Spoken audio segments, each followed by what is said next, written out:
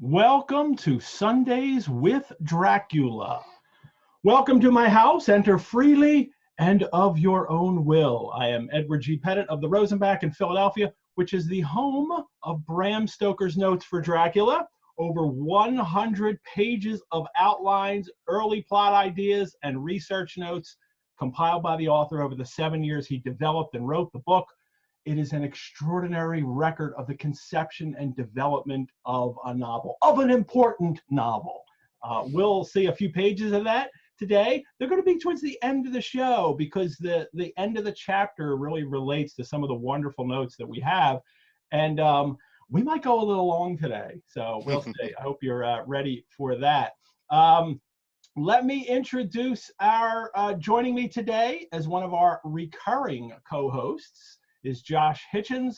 Josh is a playwright, actor, director, and horror theater maker. He has written and performed a show of Stoker's Dracula, Mary Shelley's Frankenstein. He's done Legend of Sleepy Hollow, The Picture of Dorian Gray, and he has an original solo play that he wrote and performed called The Confession of Jeffrey Dahmer. Josh, thanks so much for joining me today to talk about Dracula. I am so thrilled to be here. Thank you so much. Great. And I definitely want to hear, I want you to talk some about your Dracula show and how you adapted it, performed it, and all those kind of fun things in a little bit. But first, a few words about the Rosenbach, or a few words about the show. In Sundays with Dracula, if you're tuning in for the first time, we are spending 27 weeks talking about Dracula. Why 27 weeks? Because it'll take at least that long to talk about it. The novel, as you know, begins on May 3rd and ends on November 6th. That's actually 27 weeks of time in the novel. And there's also 27 chapters. So, my gosh, it just fell into our laps. We're going to talk about one chapter per week for 27 weeks. This is week 3. We're on chapter 3. I will have 2 or more hosts each week. The or more is I'll tell you about that in a little bit. Creating some kind of conversational annotation of the entire novel, one chapter at a time. I definitely want to hear about your Dragon show, but let me do a couple. Let's plug our sponsor. Yes. Because as I'm the manager of public programs at the Rosenbach, and this is a Rosenbach program, Stoker's Notes are one of the gems of the Rosenbach's collections. We also have the complete manuscript for James Joyce's Ulysses, lots of giant, world-class, one of the greatest Lewis Carroll collections, maybe the greatest Lewis Carroll collection in the world, letters and illustrations by John Tenniel and signed first editions and all kinds of great stuff. We have a lot of Emily Dickinson letters. We have a great Byron item. We have a few cool Byron things, but one of them that I love is we have the original manuscript for his poem Prometheus that he wrote the same summer that Mary Godwin and Percy Shelley and Polidori were all there and kind of start this 19th century explosion of monster stories. But while we're closed for the quarantine, you can go online. You can see some of our collections there, as well as other virtual programs and courses we're creating. If you'd like to make a donation to the Rosenbach so we can continue to bring you shows like this, that would be great. It helps me create even more programs and courses inspired by these magnificent collections. If you go to our website, click on the support tab, and you can do that. Let me actually share something, a fundraising venture that's going on right now with the Rosenbach. And that is our virtual Rosenbach Now, which is going on right now. You can go onto the Rosenbach website. You're saying this, right, Josh?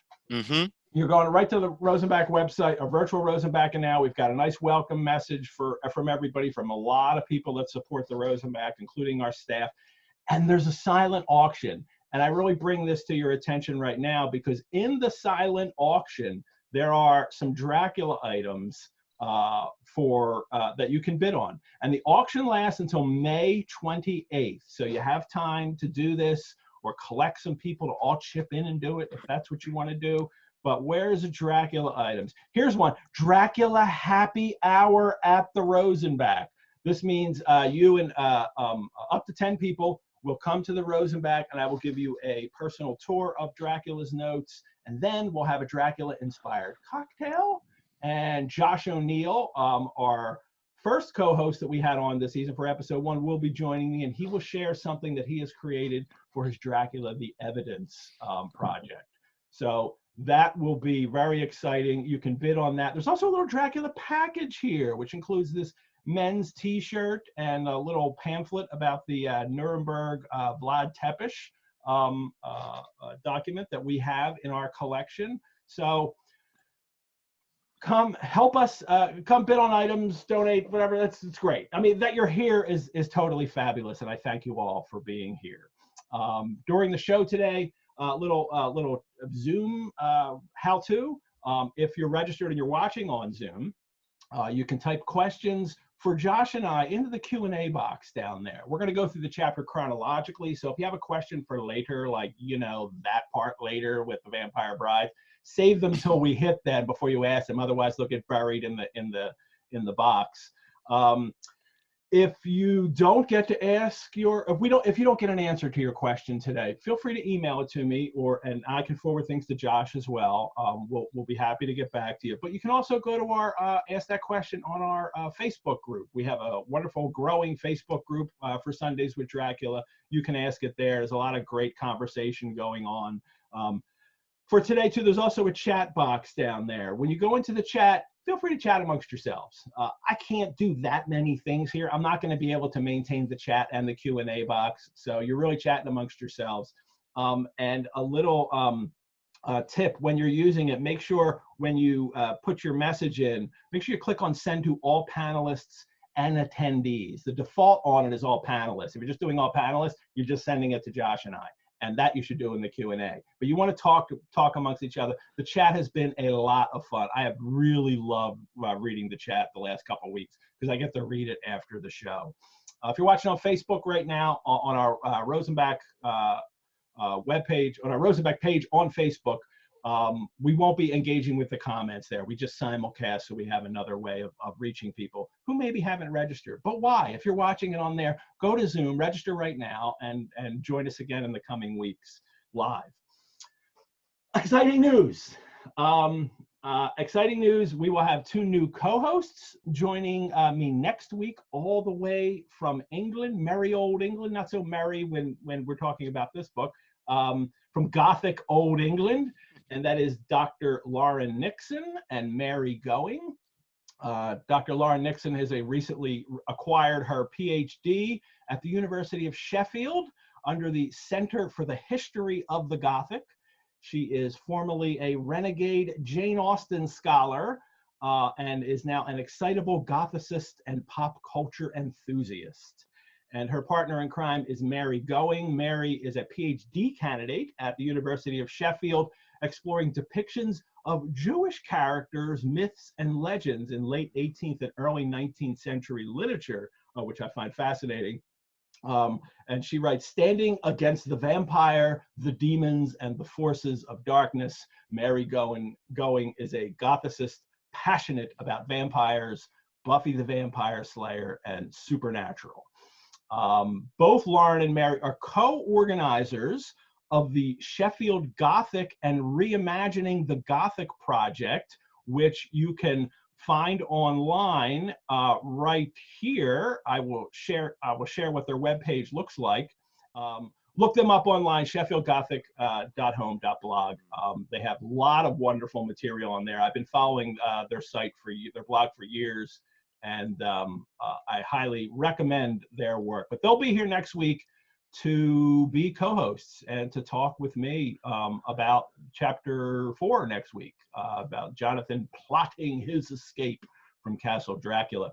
I also have more exciting news. We have our first 2 special guests lined up for Sundays with Dracula. Dacre Stoker, who is the great-grandnephew of Bram Stoker and has written 2 books, Dracula the Undead, which is a sequel to Dracula, and then he has written this prequel to Dracula, Dracul. He will be joining us on June 7th for chapter 6 when we're in Whitby. And then we have another great special guest coming up on June 28th. At the end of June, we'll be joined by Leslie Klinger for chapter 9. Leslie wrote this wonderful annotated Dracula that I love. He's done tons of great annotated editions of Sherlock and Lovecraft and several others. They're all out of my head right now, but Les is kind of making a career doing these annotated editions, which are absolutely great. So 2 special guests in June. The first 2 we have lined up. There will be more, I promise. And 2 new co-hosts next week. I'll let you know when we have more special guests lined up. I will absolutely tell you guys about that. Josh. So you have a one person, one man, one actor Dracula show. How did that come about? Well, like a lot of folks that I've heard in the past 2 weeks, I first read Dracula when I was about 8 years old, so around the 3rd grade. So I'm another member of the growing 3rd grade Dracula club. I tell you, all you warped minds out there. I know, I love it. My people. So, and when I read it, I got as far as the staking of Lucy, and I was so frightened by it. I had to like stop reading the book and couldn't go back to it for a while. And I still have that first book that I had, and on the back of it said like, those who enter Castle Dracula may not escape its baleful spell even when they close this book. So like 8-year-old me, like that scared me. And you happen to remember the edition? It was, I don't have it with me at the moment, but it was a Signet paperback. Okay, and you still own it? Was the one with the hand on the cover? It's the one with trees. I did post it in the Facebook group. Oh, okay, it's that one. Yeah, when we were doing that thread. But yeah, so that also really kind of stuck. Not quite. Oh, no. Okay. Well, it's a Bantam anyway. It's not a Signet. Yeah. Anyway. Yeah. All right. But that sort of also like gave me a sense of a book itself being powerful, which I really loved. And this book has been one has stayed with me throughout all my life. And I was thinking about doing a one-person version of it after I did my first one-person show, which was a version of A Christmas Carol. And with the adaptations of classic works that I do, for me, I always stick to the author's original words, edited down, obviously, but I feel that it's very important to honor what they actually wrote, because how could I improve upon what Bram Stoker wrote? I cannot. Well, people have been reading for 100 years. There's a reason they're reading it. Right, exactly. You know, and I was commissioned by the Ebenezer Maxwell Mansion out in Germantown. And great place. Plug Ebenezer Maxwell Mansion. Yes. Ebenezer Maxwell Mansion is Philadelphia's only authentically restored Victorian house, museum, and garden. I have been the creative director there for a decade now, doing theater in site-specific theater in the house. It's an incredible place, and they are also starting to do virtual tours of the museum soon as well. I love the theater you do. They're live in this, restored Victorian living room with all the furniture. Oh, it's so wonderful. Oh, it's amazing. You could and never I'm biased, really. I've been in a couple of Josh's shows. You have, yes. Yeah. We've worked together before. I've got the Victorian beard working for me. Yes, indeed. So I started working on the adaptation and got to past like Jonathan Harker escaping the castle, and then I had no idea what to do because the rest of the novel seemed so huge and large and complex to me. So I actually made an appointment at the Rosenbach Museum to get to be in a room and look through the notes. And I really wanted there to be something in the notes of why Stoker wrote Dracula, like what he was trying to do. And I asked if there was anything like that in the notes. And they're like, no, not really.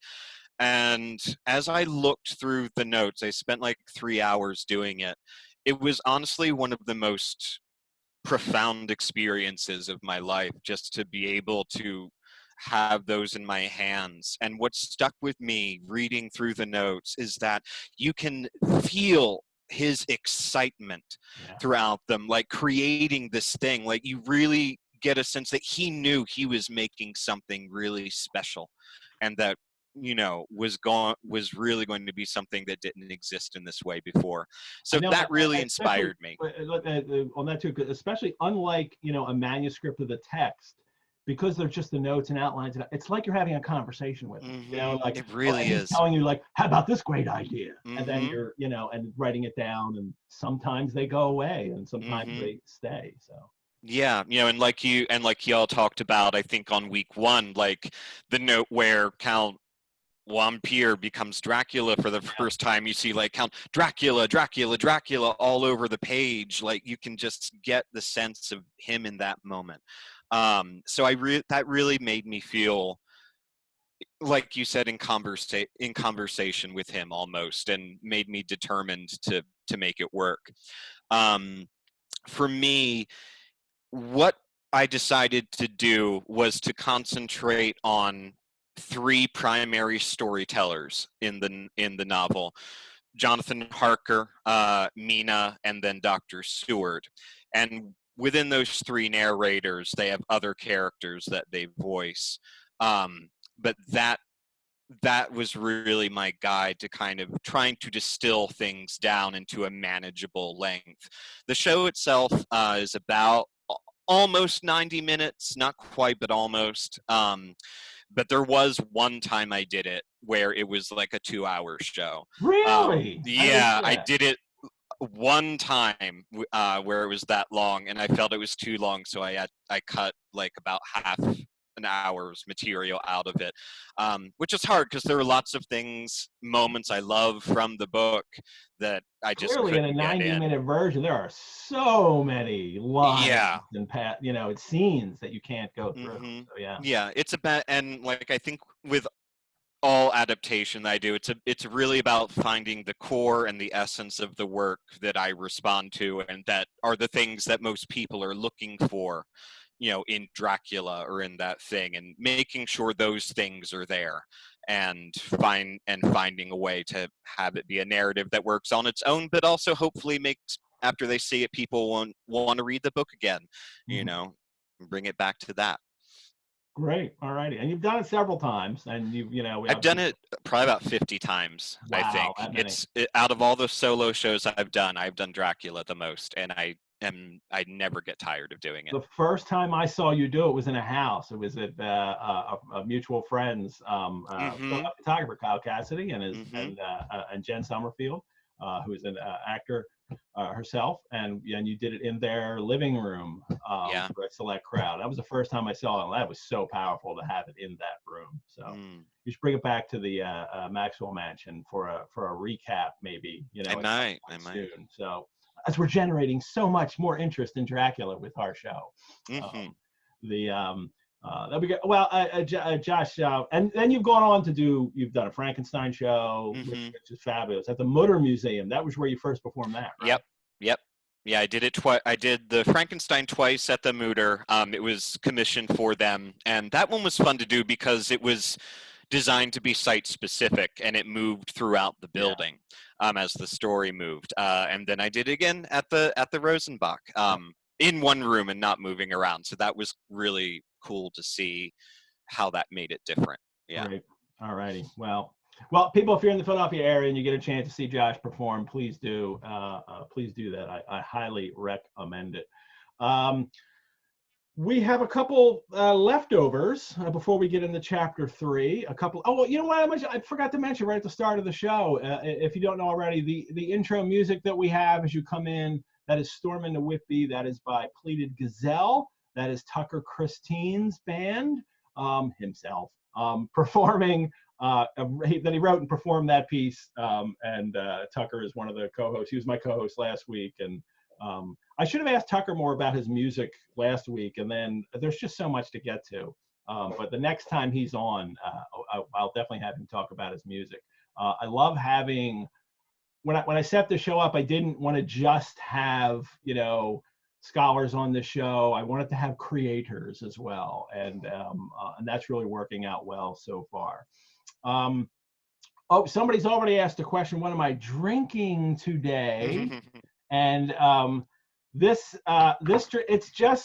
it's straight gin, and there's a maraschino cherry in it. I think you can see there. A tall gin with a cherry. I call it the Jonathan Harker. Thank you. I'll be here all day. I love it. All righty. Tip your wait staff. Try the veal. And it's also Irish gin, which I thought was a little nod to Bram, this gunpowder Irish gin. So it's Irish gin, but Jonathan's totally a tall glass of gin with a cherry, obviously. We have a couple leftovers from last week's show that I wanted to get into. And it was this, Tucker and I were talking about this mention of Dracula having an aquiline nose, as Stoker describes it. And does that hint to the reader that it's an anti-Semitic reference, or is it what I thought more of an example of his nobility? And after doing some research, and actually Rachel A.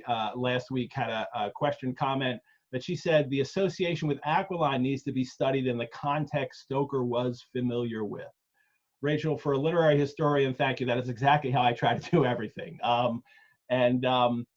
So I did more investigation and really read up and was reading texts in the 19th century and early 20th and trying to figure out how this, comes to be, because there are clearly examples in the early 20th century where people are saying aquiline and they mean it as a kind of pejorative to mean like a big nose that for a Jew. So here's what I've kind of put together. Originally, when someone said someone had an aquiline nose, they really did mean that it was a sign of classical nobility. It's a Roman nose.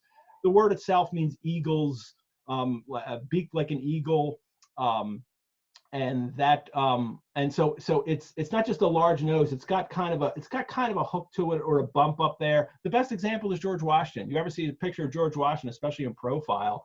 He's got this gorgeous aquiline nose, and that's what they called it. And it really did harken back to people, men especially, who were steeped in the classical tradition and would see all these old busts of Roman heroes who have this aquiline nose, and they would describe it that way for people who are heroic now. Over the 19th century, as physiognomy develops. Now, physiognomy is the kind of way of reading physical characteristics and making kind of moral character judgments about people. You can tell your personality by your forehead and your nose and the shape of your head and things like that. So as physiognomy is developing over the 19th century, physical characteristics also affect other sciences out there. Anthropology, sociology, physical characteristics come in the 19th century really to define people racially through your features. It was a very perverse way of trying to make physiognomy legitimately scientific, and it's not. It doesn't matter what your face looks like. That's not going to tell you what your personality is. So as the 19th century develops and people are increasingly using physical characteristics to describe racial difference, aquiline, literally the hooked nose, starts to remind people of this growing misconception of the Jews having large hooked noses, which really in art is something that doesn't begin until like the 13th or 14th century. You can go back and see manuscripts, and around 13th, 14th century, manuscripts art is starting to depict Jews with having large noses. But for most people in the 19th century, that negative stereotype actually comes from the stage tradition of how Jewishness is depicted on stage. And it's Dickens then writing, Oliver Twist and Fagin and having the illustrations having with his large nose. So some people start using aquiline to mean hook nose and pejoratively as a signifier of Jewishness. And that's kind of a gradual process into the late 19th century.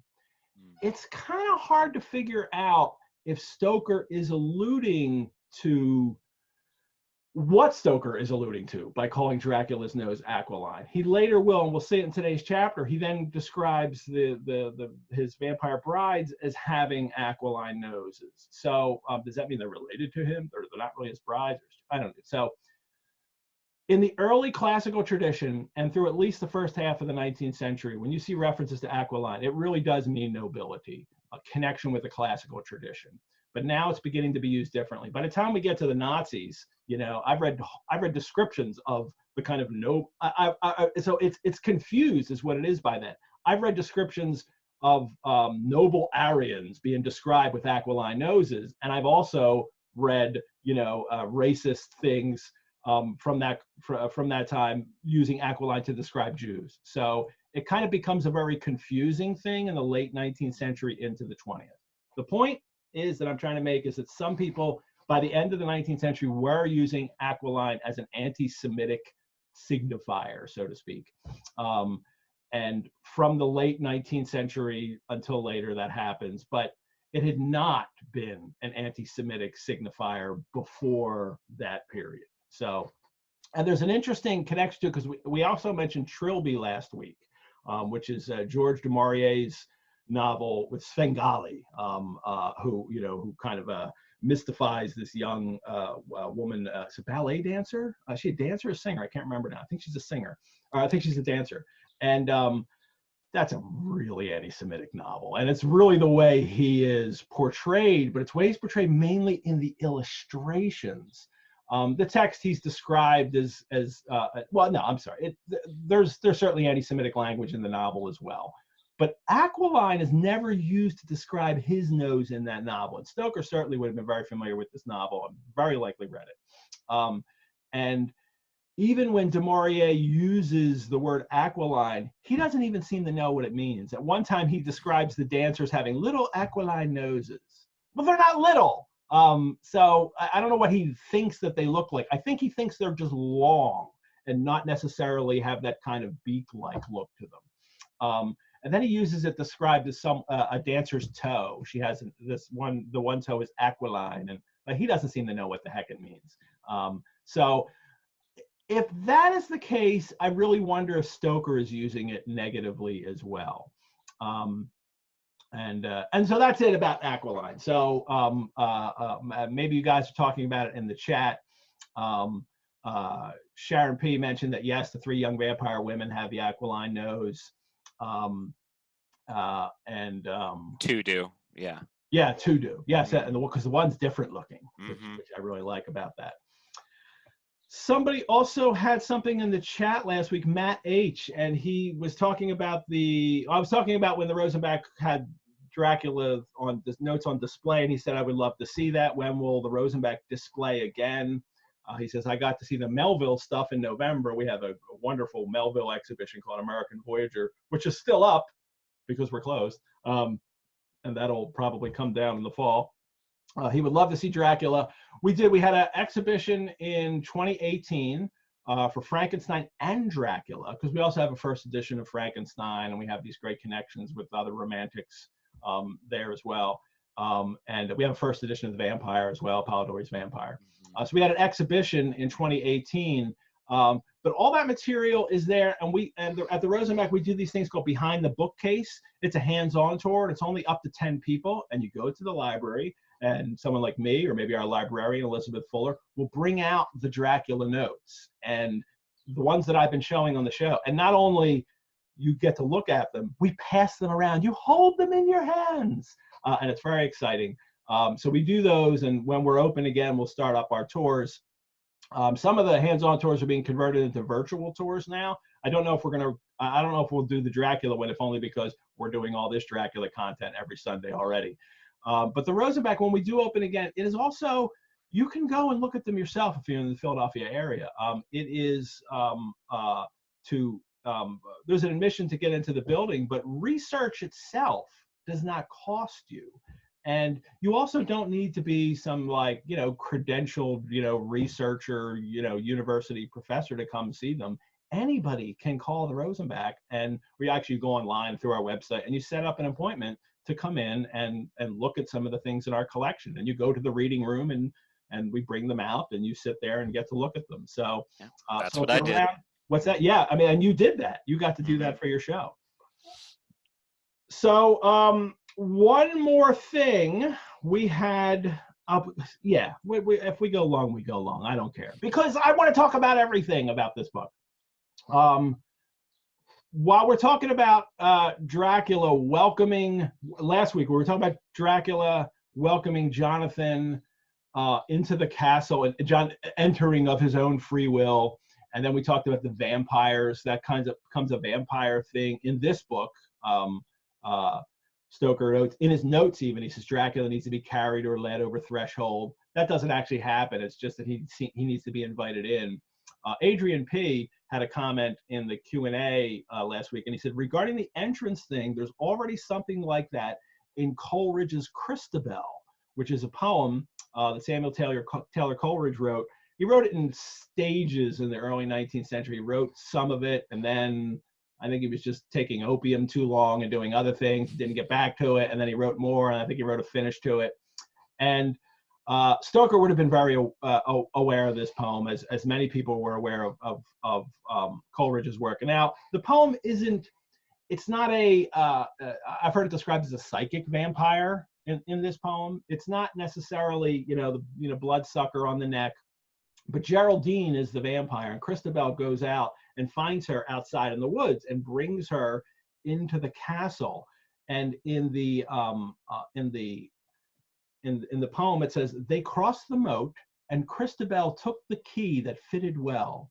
A little door she opened straight, all in the middle of the gate that was ironed within and without, where an army in battle array had marched out. The lady sank, belike with pain, and Christabel with might and main lifted her up a weary weight over the threshold of the gate. Then the lady rose again and moved as she were not in pain. So the vampire person, if we want to call her a vampire, Geraldine, when she goes up to the gate, she kind of goes into a faint, and she has to be carried over the threshold, which is the literal language in it. And then she's fine. Now, I don't know if that's necessarily because it's an entranceway or because it's iron, because the gateway is iron, and there is a tradition, folkloric supernatural tradition of iron really affecting supernatural creatures. I think Coleridge is leaning there. I mean, that seems to be what's going on, because I know that still would have been a strong tradition for him. And he's going to know very little about vampire folklore. He may have read some of the accounts, Calumet, written in the 18th century, but it doesn't, as far as I know, Coleridge doesn't talk about that kind of stuff or has written about it. If somebody knows otherwise, please let me know, and we'll include that later in on our Facebook page or something. But in either case, Christabel carries Geraldine over the threshold. And that's the language Stoker uses in his notes when he's conceiving of what a vampire's powers will be and his limitations. He says carried or led over threshold. Threshold is the word he uses. That's the exact word that's used in the text when Jonathan first arrives. Let me go show you guys that as well. Here it is. If I look up threshold in the text here, welcome to my house, enter freely and of your own will. The instant, however, that I had stepped over the threshold, he moved impulsively forward. Threshold only appears 3 times in the novel, and it's Stoker's always calling attention to how someone's moving into a space. But the first time he uses the word threshold, which is also used in Christabel, is when Jonathan meets a vampire. So I think there's some kind of connection there. And I think it's likely that Stoker knew Christabel, and that threshold echo in the story seems to confirm it, for me at least. Great. Josh, you weren't here last week, but did you have, are you familiar with Christabel as well? Very influential. A little bit, yeah. Carmilla too, right? Yes, it was. And We ever going to see a Carmilla show out of you? I have written one. Yeah, I wrote a one-woman version of Carmilla years ago, and it has yet to be produced. So hopefully that will change at some point, because I also dearly love Carmilla. Yeah. I think it's also, I know you shared earlier, I think maybe week 1, the note where he breaks the novel down into 4 books. Did you share that one yet? No, but I will today. Oh, great, cool. Yeah, because that was something that actually really helped me in developing my play version too, because he breaks it down into 4 sections and gives each section a title, and Love it's that, kind yeah. of a cool way to look at it. But in the first section, he originally wrote Styria to London, and Styria is Carmilla, obviously, and then crossed it out and did Transylvania instead. For those who may not know, Carmilla is a vampire story written by an Irish writer, Joseph Sheridan Le Fanu, and very well known in the late 19th century. Stoker, knew his work exceptionally well, and Carmilla. There are several instances of Carmilla that you can see in Dracula the novel that it's really influenced it, and it's kind of hard not to. And one of the things about Carmilla is it's a female vampire, and there's a Van Helsing figure who's hunting her down and that kind of thing. But it's this gorgeous. It's more of a relationship. Now it's still not great relationship between the way Carmilla puts Laura right under Laura, yeah, her spell. But it's quite erotic. It's often called the lesbian vampire story.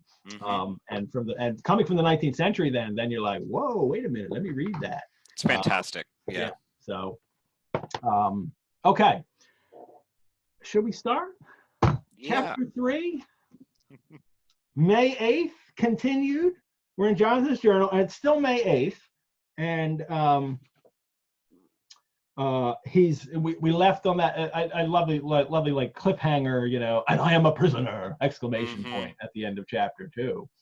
And when I found that I was a prisoner, a sort of wild feeling came over me. I rushed up and down the stairs, and he goes a little bit crazy, but then he kind of settles down. And my only plan will be to keep my knowledge and my fears to myself and my eyes open.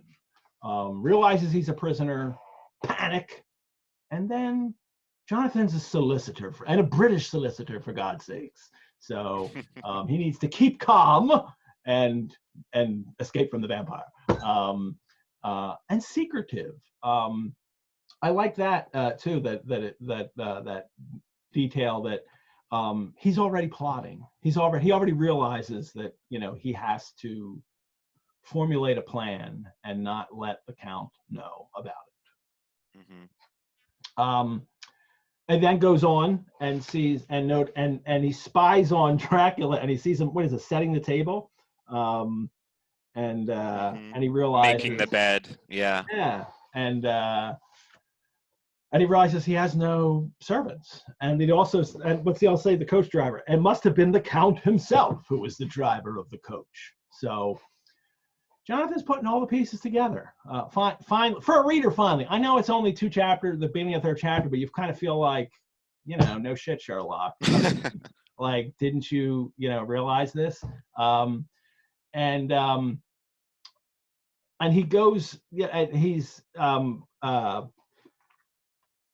and what he worries about, does this mean he could control the wolves as he did if he's the driver of the coach, which is a terrifying thing.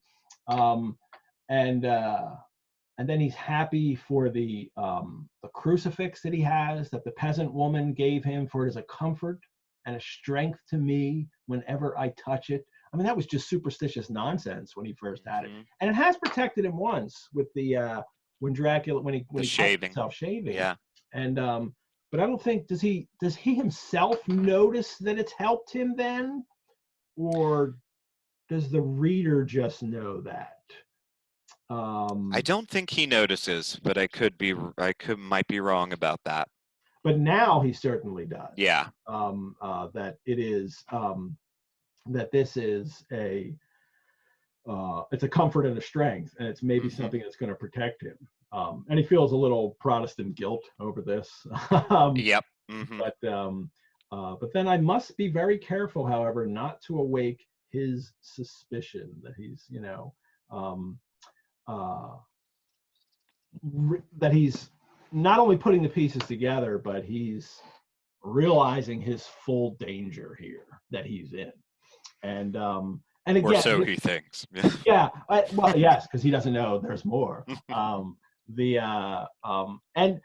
it can be hard, I think, sometimes for modern audiences to read these situations, because we have so much experience, especially through TV and movies, of supernatural stories. And there's even meta films like Scream about, like, that list through all the things that, like, don't go into the basement, and all kinds of things that you see Jonathan doing things, and you're like, yeah, why are you doing that? I mean, when didn't you leave the first night? Well, obviously the wolves would have come out and stopped him anyway, as they will later. But so when I teach this to students, younger students, they just think he's an idiot. They think, I can't believe how stupid he is. And I don't think Jonathan is the brightest bulb in this novel. Clearly, Mina, his wife, is way smarter than he is. But I don't think readers at Stoker's time are necessarily reading Jonathan as dim, as not able to put this together. That it seems, especially for someone who's never even heard the word vampire, anything like that, it's, what are you going to do? I mean, how would you interpret these situations if you are faced with them with no knowledge of them whatsoever?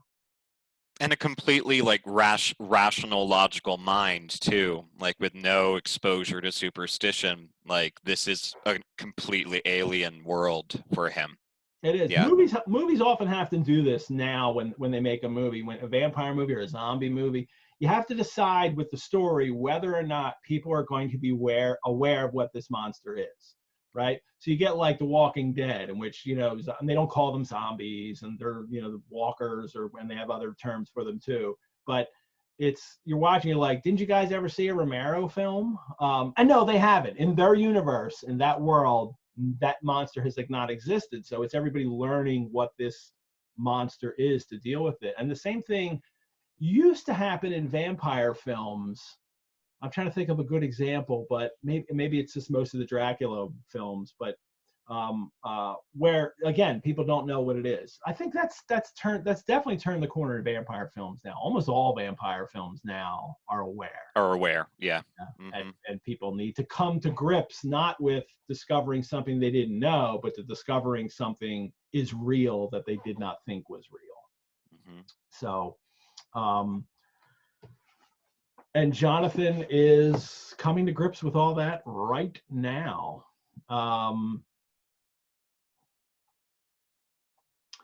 I'm looking for other maybe questions. Any comments on the count being the housekeeper rather than the brides? From Adam P. asked a question. It's interesting, isn't it? He's got people there that he could force to make Jonathan's bed.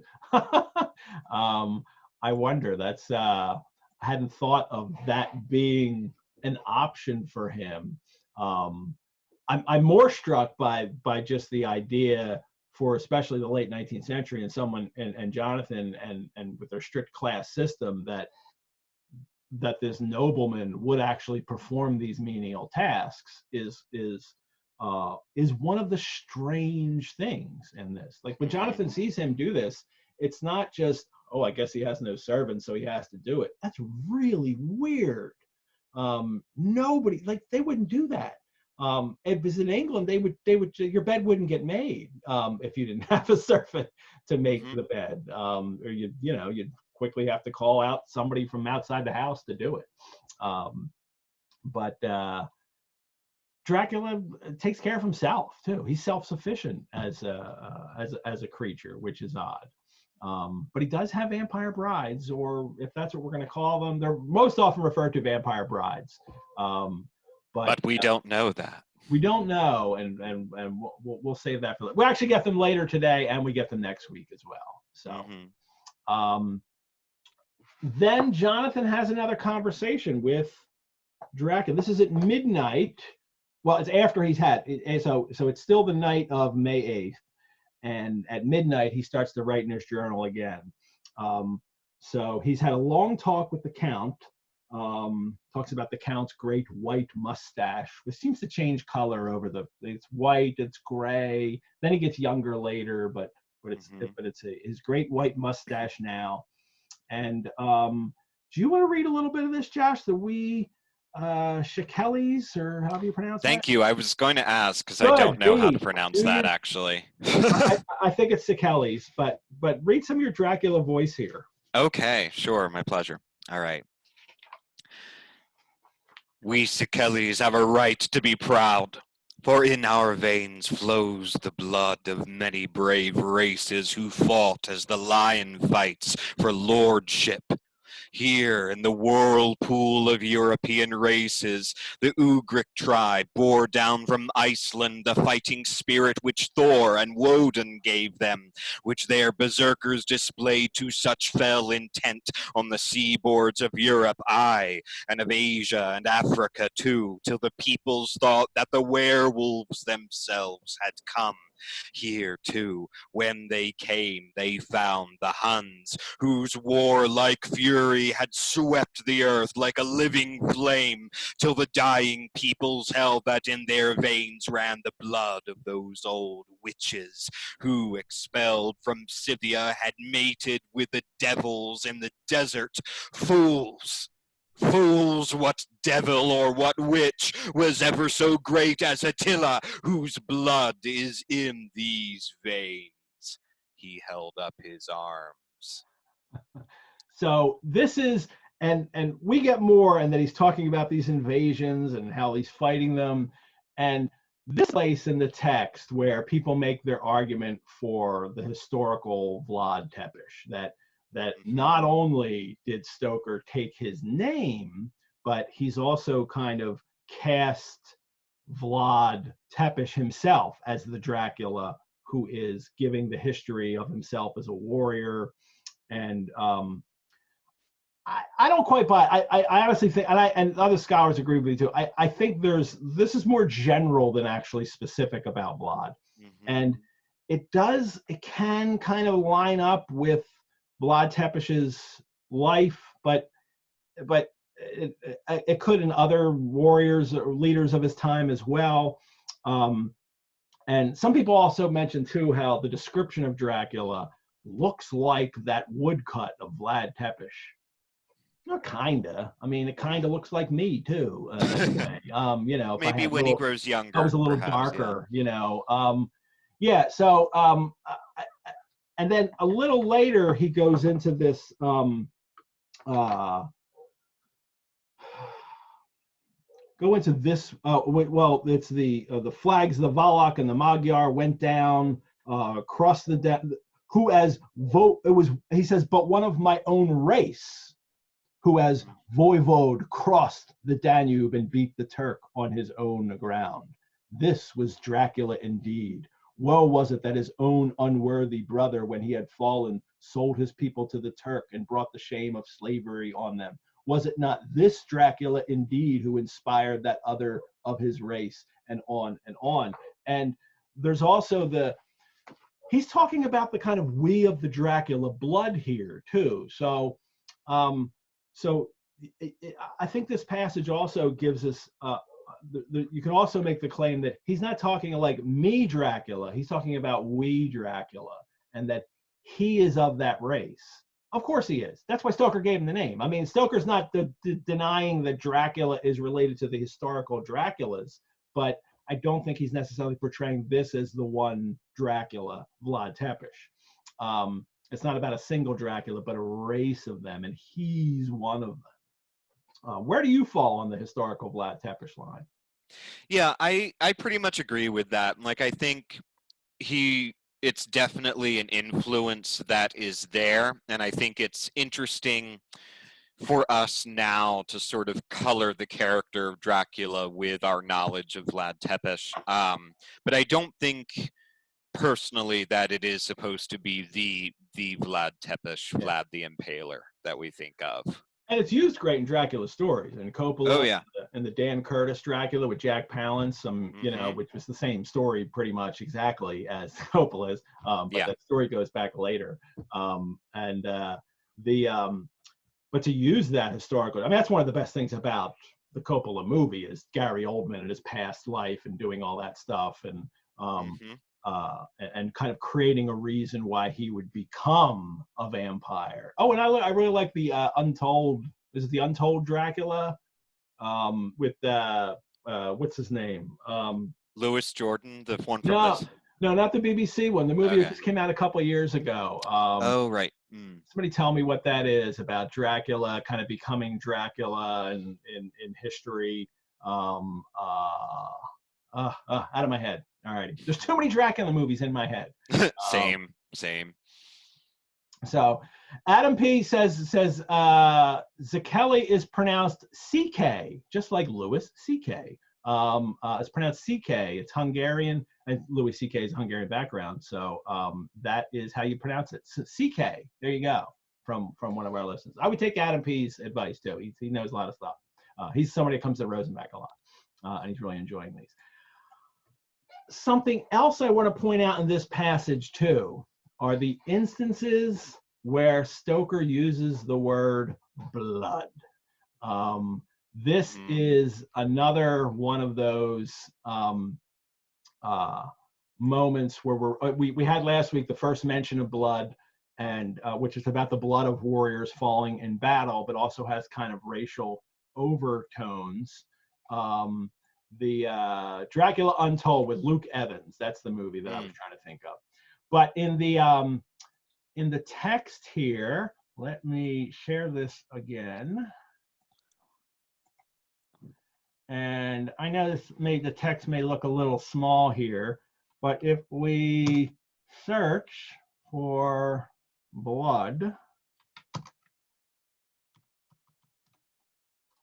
we get, this is the first mention, the blood of men, patriots, invaders from the last time. And then Jonathan's blood from cutting himself. And then boom, look at this. All through this passage, blood, blood, blood, bloody, bloody, blood, blood, blood. I mean, it's, blood of many brave races, blood of those old witches whose blood is in these veins, bloody sword, bloody field, blood were amongst their, Dracula blood were amongst their leaders, their heart's blood. Blood is too precious a thing in these days of dishonorable peace. This is blood as racial characteristic. This is blood as of my people that he's talking about. And it's another example of Stoker really laying it on thick with something. And I think laying it on thick, I don't mean that pejoratively, laying it on thick well. I think that really works in this text. And I think he's really calling your attention again to something that he thinks is important about his character and what he wants you to know about his character. And in this case, it's blood is important to Dracula. In more ways than one, we will learn, because Jonathan doesn't know anything about him feeding on blood yet. Early readers, many of whom will not have realized this yet too, if they didn't really understand what a vampire was. So blood's important, and it is right there in the text. So anyway, and then we jump. Then there's a jump in the text, because after this speech, then it's May 12th. Well, it's just May 8th. That happened on May 9th and May 10th, Jonathan. It's weird because actually in the book, when we get to chapter 5, the two dates that begin Mina and Lucy's letters are May 9th and 10th. So that's what's actually going on at this moment. This is when Mina and Lucy are writing together just before they go to Whitby. And but we don't get anything. And then on May 12th, we have here, 12 May, let me begin with facts. He's actually recounting what happened on May 11th. So we're missing 2 days of Jonathan. And I guess he's doing solicitor work, that he's got him, doing documents and filling out some kinds of things. We just never get it. It's so weird to not get he's talking about he's a prisoner, he's got to plot his escape, this magnificent scene of Dracula talking about the history of his race, and then, well, skip ahead 2 days. Meanwhile, or not meanwhile, but 2 days later, which is just weird. I think that's a little bit of Stoker nodding.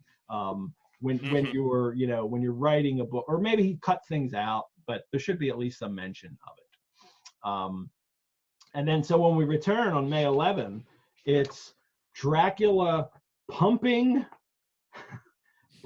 Jonathan for information on how to kind of use solicitors covertly. Which, like, can I have a different solicitor at different places doing different things, and do they need to know about each other? And Jonathan's like, no, of course not. And Jonathan's not, his takeaway isn't suspicion. His takeaway is admiration. He says, it left me under the impression that he would have made a wonderful solicitor, but there was nothing that he did not think of or foresee.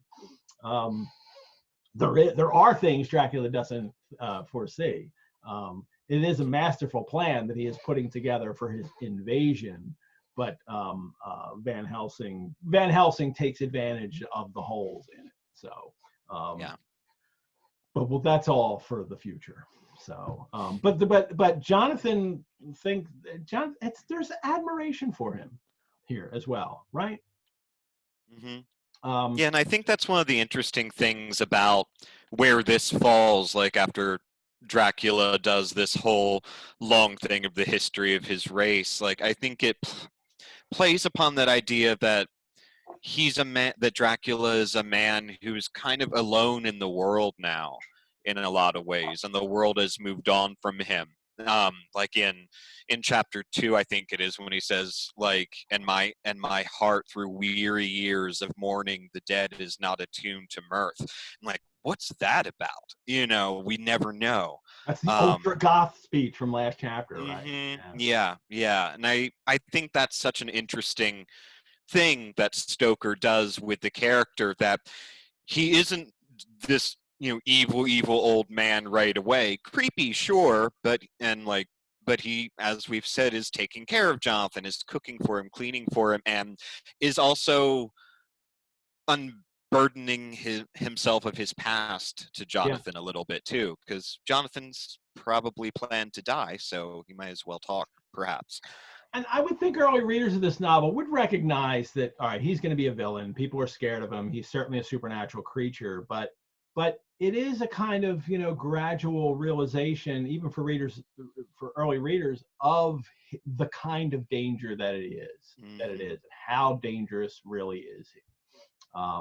And there are moments where, Jonathan does admire him. And even Jonathan, though, here at this moment is, and then Dracula asked him to write letters, or no, he asked him to stay longer. He says, oh, and you're going to stay a month. And Jonathan's like, whoa, what? Stay so long? I desire it much. Nay, I will take no refusal. When your master employer, what you will engage that someone should come on his behalf, it was understood that my needs only were to be consulted. So Dracula's pulling the power card there. And Jonathan's, what could I do but bow acceptance? It was Mr. Hawkins' interest, not mine. Ever the dutiful solicitor, Jonathan is. Like, well, I have this job to do. I'm a prisoner. I'm going to be prisoner for a month. There's a lot of weird stuff going on that I'm really scared of. But I have to do my job, don't I? I mean, he is the poster boy for keep calm and and whatever words you're going to add to it. Keep calm and ignore the vampire. So he's plowing through. This is the work that he has to do, and he is going to do it. And it also, the Count saw his victory in my bow and his mastery in the trouble of my face. So we get a lot of that in vampire stories, right? The master relationship between the vampire and the victim. And this is that word master is just fascinating to use in the context of a monster, because of all the class connotations that go on with it, and especially for someone writing in a more class conscious system than say America was at the time. I mean, class consciousness is always there, but I think in England it's more regimented. This is something I could talk about this next week with Mary and Lauren. So there's the strong class consciousness that goes in with that master. In America, it's more the slavery connotations you hear when you hear master, not necessarily, servant, employer, but, master slave is what we hear here when we hear those words. But that's the vampire relationship that he or she, if it is the master of someone. And Jonathan is that anyway by virtue of his job, that the solicitor, he's as a young solicitor, as a newly minted solicitor, he is at the, his master, as Dracula calls his Peter Hawkins his master, and now he is his master. Then we'll get a little bit, Dracula warns him, right? He says, go ahead to let me advise you. You want to read that? I would love to. Good. Yes. Read that. Just start reading. I won't even stop. Just read that whole paragraph. Okay. Is this one of the you do this in your show too, right? I do. Oh yeah. Let me advise you, my dear young friend. Nay, let me warn you with all seriousness that should you leave these rooms, you will not by any chance go to sleep in any other part of the castle. It is old and has many memories, and there are bad dreams for those who sleep unwisely. Be warned. Should sleep now or ever overcome you or be like to do, then haste to your own chamber or to these rooms, for your rest will then be safe. But if you be not careful in this respect, then... He finished his speech in a gruesome way, for he motioned with his hands as if he were washing them. I quite understand. My only doubt was as to whether any dream could be more terrible than the unnatural, horrible net of gloom and mystery which seemed closing round me. That's great, and it's so histrionic, right? The way so good. But he's like a 19th century villain there in a sense too, with hands, and I'm Yeah, and I remember being surprised by that moment, like when I came back to the book again to adapt it, because like the whole like washing my hands of you like feels like such a more modern thing, I think, and like to find it here, I think is such an exciting and vivid way to put across what Dracula's doing. And there are bad dreams for those who sleep unwisely. What a great line! What a great tagline for this. I know, book, right? And this dream state. I mean, these are things that happen throughout the novel. People talking about dreams. We talked about earlier, Jonathan being in almost like this dream state, coming in. I'm always asleep, and the bad dreams that vampires are all about, having bad dreams, and more so than other kind of supernatural creatures. This is the creature of dreams, isn't it? I mean, this is the creature, maybe Freddy Krueger is a vampire. But this is you get lots of dream-like happenings, and maybe it has to do with that kind of mesmeric power they put over people, and we refer to that as a dream state, that when you're under the influence.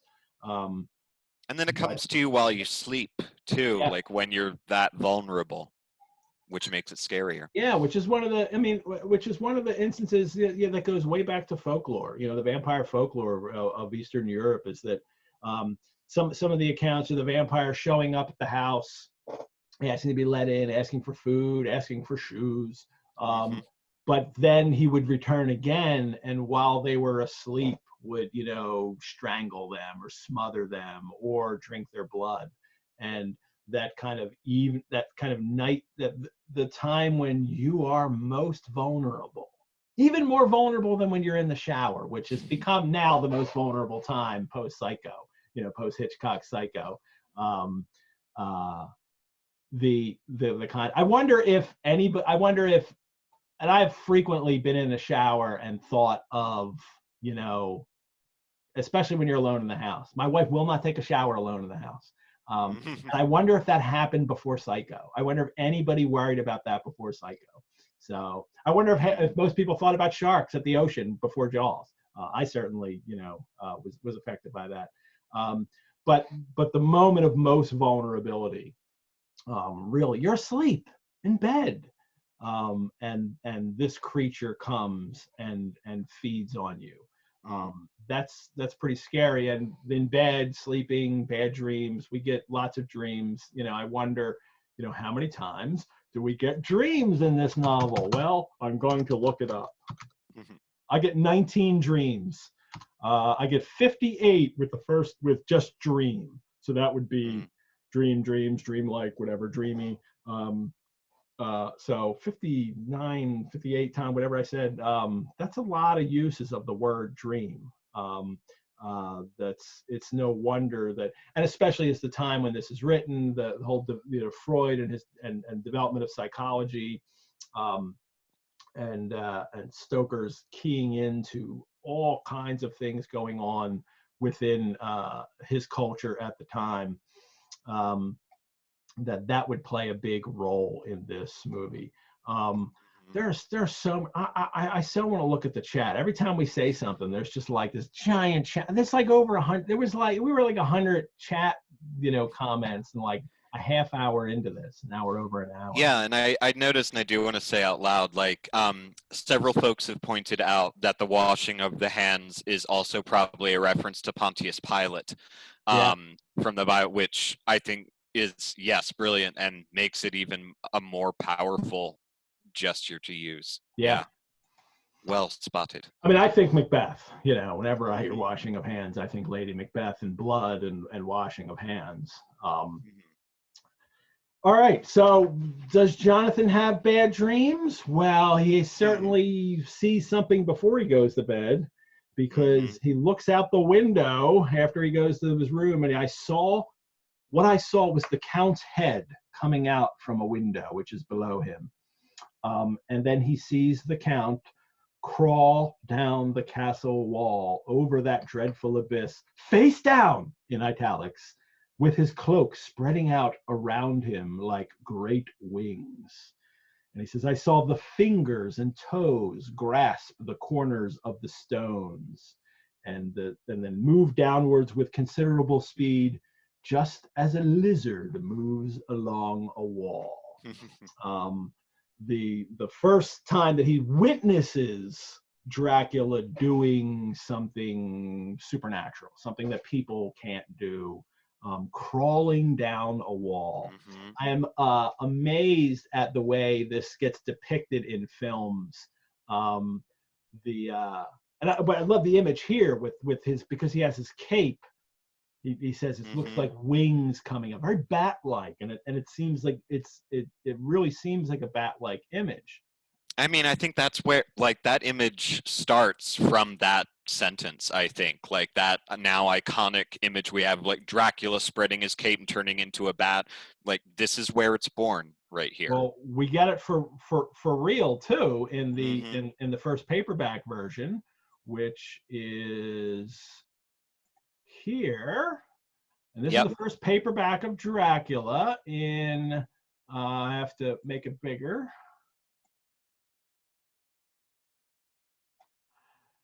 In 1901, there we go. 1901, Constable, who published the first edition, put out a paperback version. Instead of 6 shillings and 6 cents, it's now just 6 cents. And there's Dracula crawling down the wall with Jonathan looking at him. bewildered, like, what? And you can see the cape and the wing. This is the very first illustration of Dracula. Stoker himself saw this. Stoker's, we were talking about in last week's episode, did the abridgment for this novel. He cuts out about 20% of the text. I can't remember the exact number. You can find this version. There is a version of this abridged Dracula that you can buy, actually. And I've never read the abridged version itself. I've heard some people that really like it, and I've heard some people say, yeah, it's a shame because there's some great details that get cut out. I love like, it looks like Hobbit feet here that he has. Mm-hmm. So, and especially because they're these are the short pants here. And later we will learn that he's actually wearing Jonathan's clothes, and with his cape. And that he has stolen Jonathan's clothes, and we don't learn that till the next chapter. Spoiler.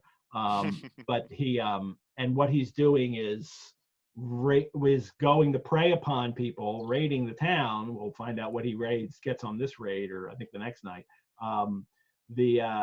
In Jonathan's clothes. So people think it's that Englishman that has just visited, because look, he's wearing the Englishman's clothes. And so that's the very first illustration of Dracula, 1901, by Constable.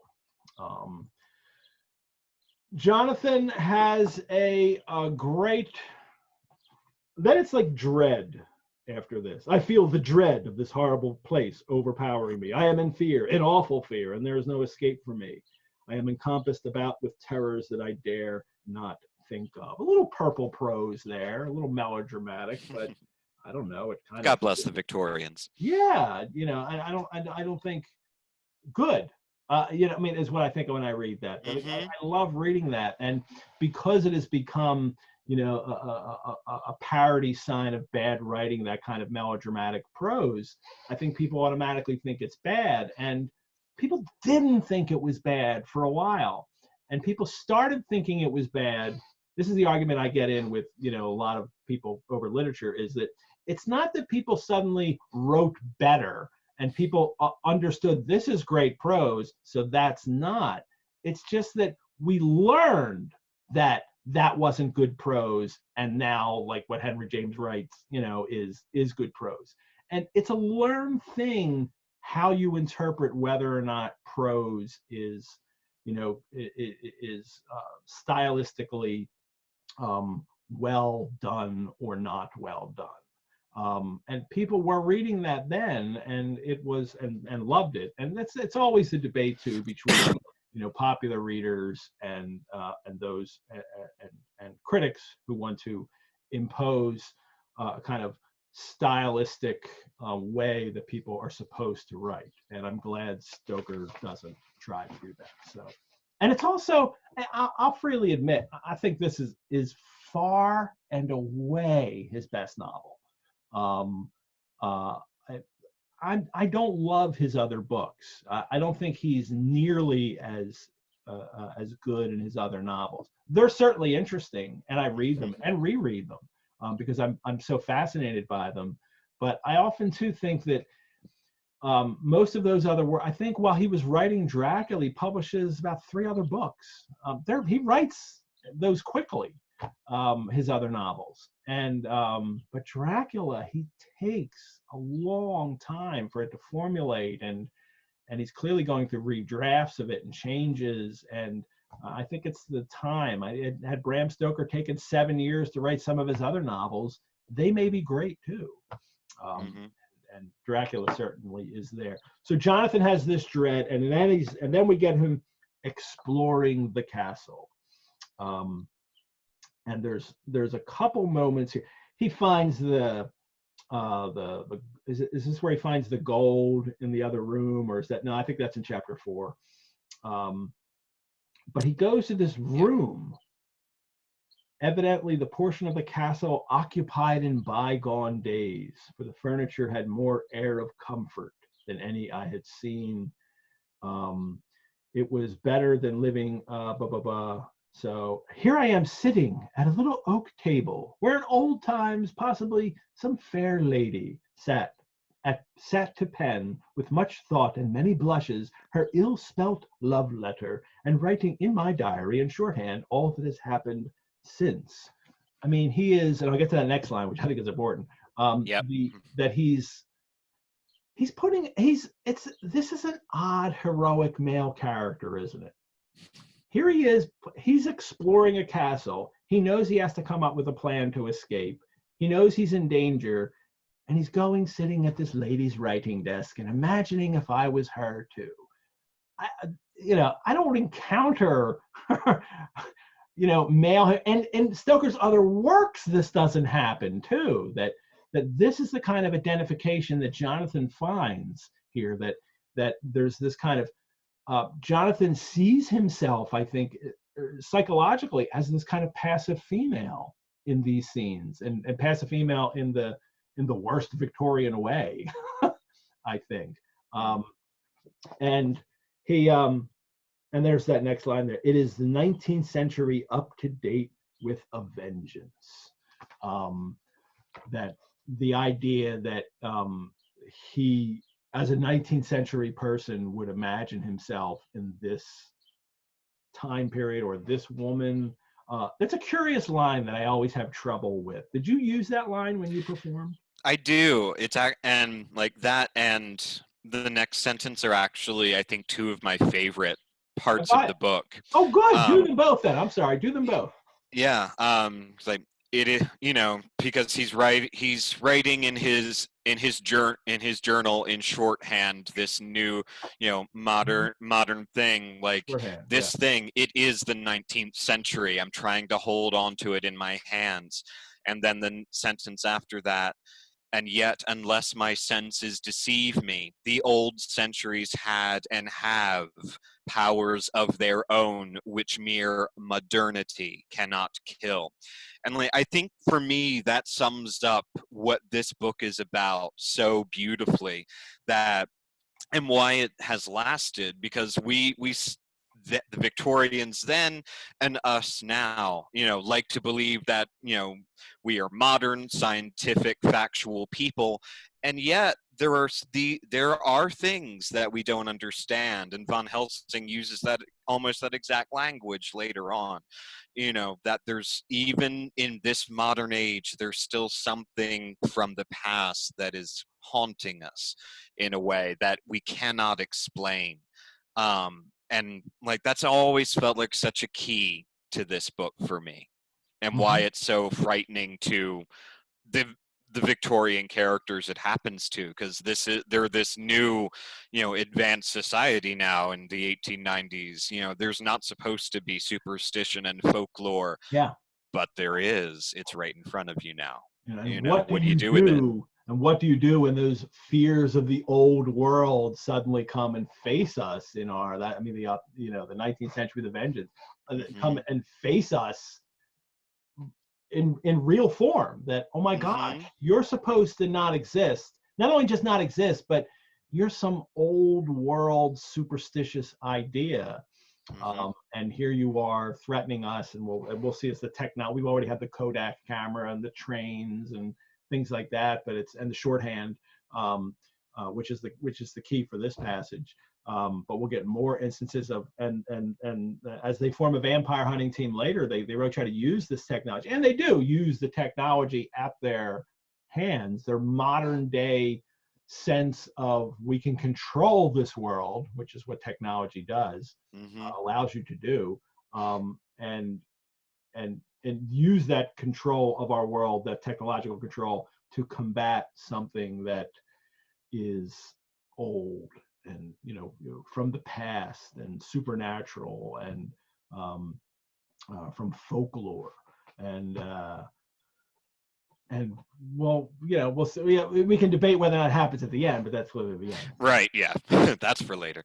So, but I think overall, as you're reading this book, that I feel like it's something that always aids them, but in the end, Stoker winds up turning to faith as the real answer for all of this. The holy crusade that will happen at one point. So yeah, which is troubling for me. I wish it wasn't like that, but that's the way it gets. So, Later, the morning of 16 May, now we're getting, oh, we're close. We're close to the scene that everyone loves. So Yep.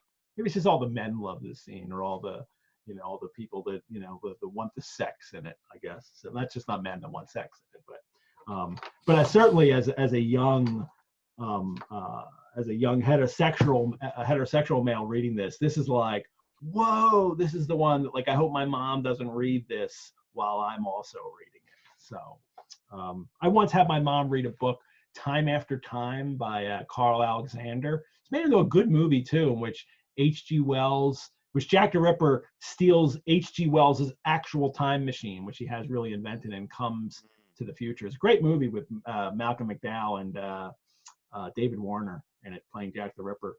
Malcolm McDowell plays H.G. Wells.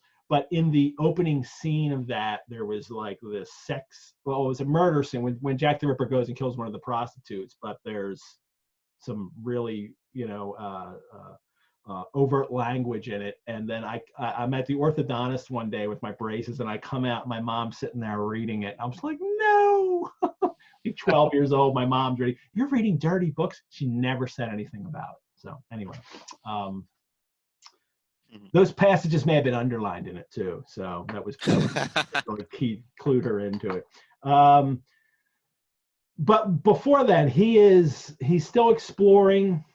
And he says, the Count's warning came into my mind, but I took a pleasure in disobeying it. Oh, Jonathan, you rebel, you. And then he goes into this room and falls asleep. And he seems to be, this is like, he seems to be coming under a spell here, right? I mean, whether we can then, put this to this is a vampire spell. The vampires are putting him under this. The sense of sleep was upon me. I determined not to return tonight to the gloom haunted rooms, but to sleep here, whereof old ladies had sat and sung and lived sweet lives, while their gentle breasts were sad for their menfolk away in the midst of remorseless wars. Again, it's Jonathan really identifying with, being a woman, being the passive, female in the Victorian, thriller novel. And I wonder, missing Mina there a bit there in those passages too. Like it's a place and environment that reminds him of her, maybe. All righty, and then you're going to read from I Was Not Alone. Awesome. And then go, just start reading. I'll stop you at one point because I think we want to talk. I think we'll read some and then talk and then read some. For sure. Yeah. Cool. I was not alone. The room was the same, unchanged in any way since I came into it. I could see along the floor, in the brilliant moonlight, my own footsteps marked where I had disturbed the long accumulation of dust. In the moonlight, opposite me were 3 young women, ladies by their dress and manner. I thought at the time that I must be dreaming when I saw them, for though the moonlight was behind them, they threw no shadow on the floor. They came close to me and looked at me for some time and then whispered together. 2 were dark and had high aquiline noses like the Count's, and great dark piercing eyes that seemed to be almost red when contrasted with the pale yellow moon. The other was fair as can be, with great wavy masses of golden hair and eyes like pale sapphires. I seemed somehow to know her face, and to know it in connection with some dreamy fear, but I could not recollect at the moment how or where.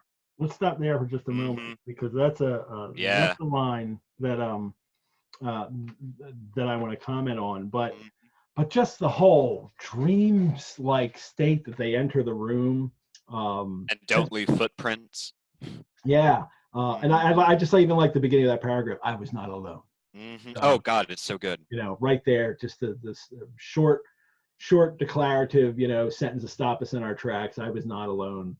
And uh, and they come gliding in and threw no shadow on the floor. So we know that's because they're vampires, because and that's also one of the characteristic traits that he gives there. The vampires don't cast a shadow. We get the two are dark with high aquiline noses. Maybe they're Dracula's sisters then, or some family of some kind. Yeah. And dark piercing eyes that seemed almost red.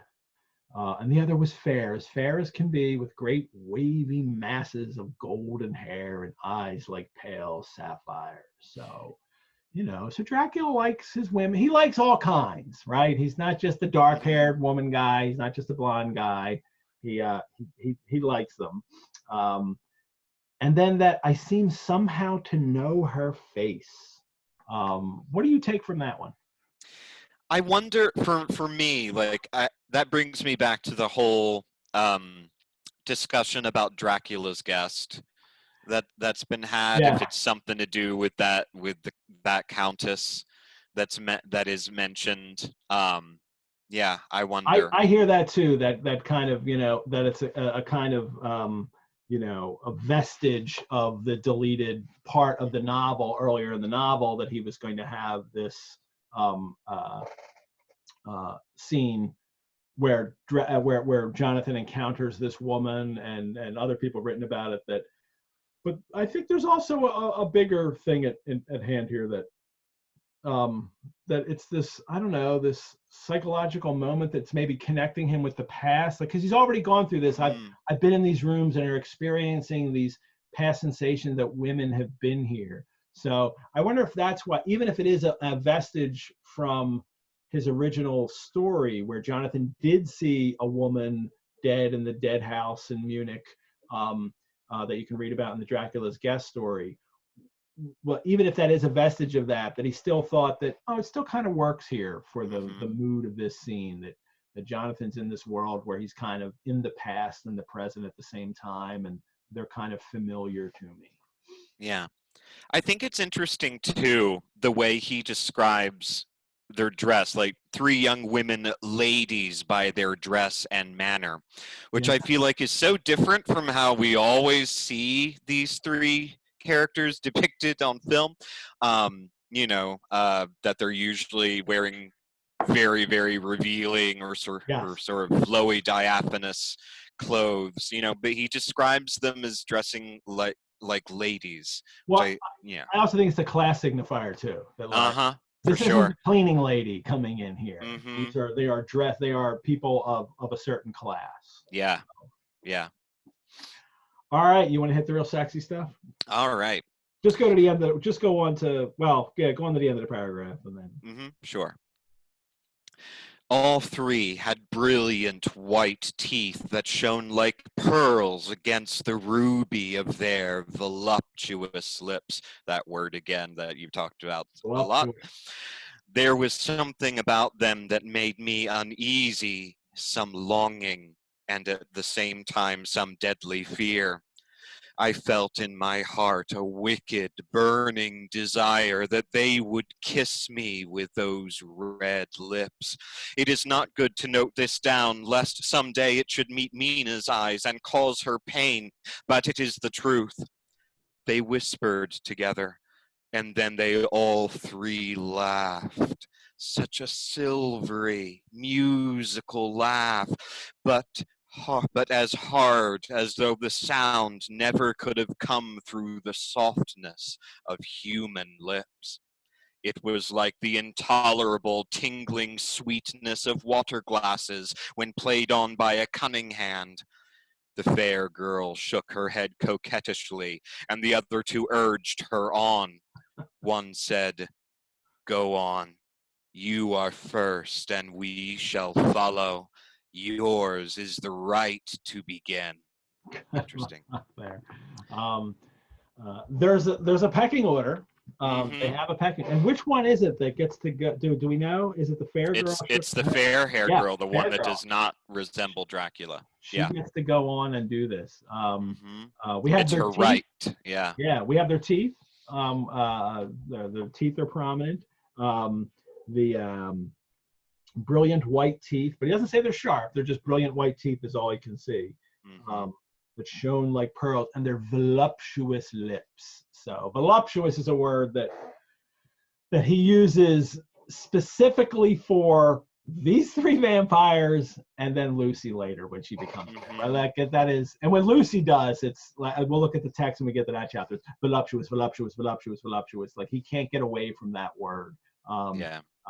Like he discovered the word Dracula. Stoker keys in on words and loves them and likes to, keep using them. And it's this, we get in that, we get both longing that it inspires, and this is also, such a, and the fear is tangible. And he talks about how he's afraid, and that it's this fear of sexuality. I don't think it's so much the fear of, even though he mentions Mina, that it's not so much the fear of, I don't want to be, unfaithful to Mina. It's not an honor thing. I think that's the fear of. I think it is the fear of a seductive woman, and we'll see that as we go through this, and later with Lucy as well. But voluptuous as the key word for him, the OED describes it as of or pertaining to, derived from, resting in, characterized by gratification of the senses, especially in a refined or luxurious manner, marked by indulgence in sensual pleasures, luxuriously sensuous. It's kind of broken down into two meanings of desires or appetites, and also of pleasure or pleasurable sensations. And then there's a second definition that just says addicted to sensual pleasure or the gratification of the senses, inclined to ease and luxury, fond of elegant or sumptuous living. That's like a definition of the decadence of Oscar Wilde, of the whole fin de siècle, addicted to sensual pleasure. And that's the word that Stoker's using to describe them. Go on. I just don't want this to be a whole giant reading, because we're literally going to read 2 pages. So, but he is young and strong. There are kisses for us all. And then I lay quiet, looking out under my eyelashes in an agony of delightful anticipation. That's, and I hear Tim Curry doing that. Anticipation. But it's the agony and delightful anticipation at the same time. The fair girl advances, and then the fair girl went on her knees and bent over me. And as a modern reader, you're like, whoa, this is like really getting action here. Fairly gloating, there was a deliberate voluptuousness which was both thrilling and repulsive. And she arched her neck. As she arched her neck, she actually licked her lips like an animal. It's just gorgeously, voluptuously, decadent here. She licks her teeth and lips, and then the skin of my throat began to tingle as one's flesh does when the hand that is to tickle it approaches nearer. Like, I think we're getting into the things that Jonathan likes in bed now. This is the foreplay that will turn him on. I could feel the soft, shivering touch of the lips on the super sensitive skin, and the hard dents of 2 sharp teeth he feels on his throat. I closed my eyes in a languorous ecstasy and waited with beating heart. So if ever there is, you want to pinpoint the sex scene in Dracula, here it is. But it's interrupted, right? Because read there. Just go all the way down to. No, we can't read that much. But even though it's so good, but yeah. Go ahead. But at that instant, where should we go from? Just go, but just start there. I'll stop you at some point. Okay, yeah. But at that instant, another sensation swept through me as quick as lightning.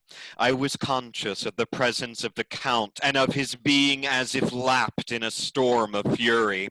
As my eyes opened involuntarily, I saw his strong hand grasp the slender neck of the fair woman, and with giant's power draw it back, the blue eyes transformed with fury, the white teeth champing with rage, and the fair cheeks blazing red with passion. But the Count, never did I imagine such wrath and fury, even in the demons of the pit. His eyes were positively blazing. The red light in them was lurid, as if the flames of hellfire blazed behind them. His face was deathly pale, and the lines of it were hard like drawn wires. The thick eyebrows that met over the nose now seemed to be a heaving bar of white-hot metal. With a fierce sweep of his arm, he hurled the woman from him and then motioned to the others as though he were beating them back. It was the same imperious gesture that I had seen used to the wolves. In a voice which, though low and almost in a whisper, seemed to cut through the air and then ring round the room, he exclaimed, "How dare you touch him? Any of you? How dare you cast eyes on him when I had forbidden it? Back, I tell you all. This man belongs to me. Beware how you meddle with him, or you'll have to deal with me." Do we want to pause there? Yeah, let's pause there, because this is where I really want to get into the same. some of the manuscript pages, Mm-hmm. which I want to show today. This man belongs to me, and this whole scene with these vampire women coming to prey upon him, it's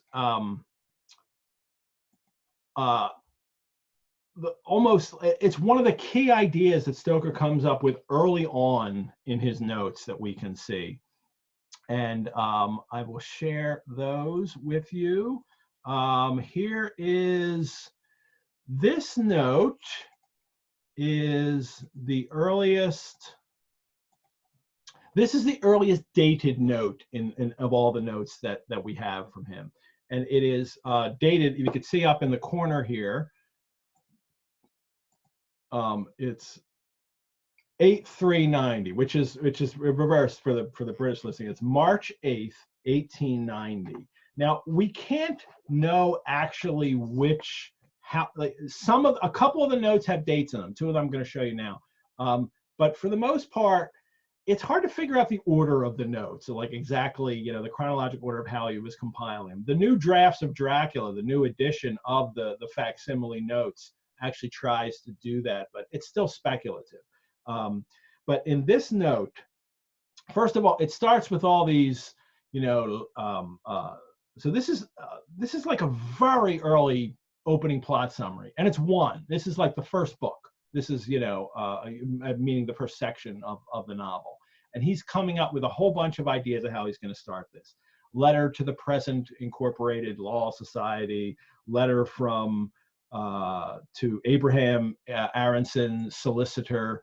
There's their solicitor. So this is there was a whole section, a whole part of the book that he cut out, that it was going to start with letters back and forth to lawyers. And this Aronson was apparently the lawyer that then becomes Hawkins in it.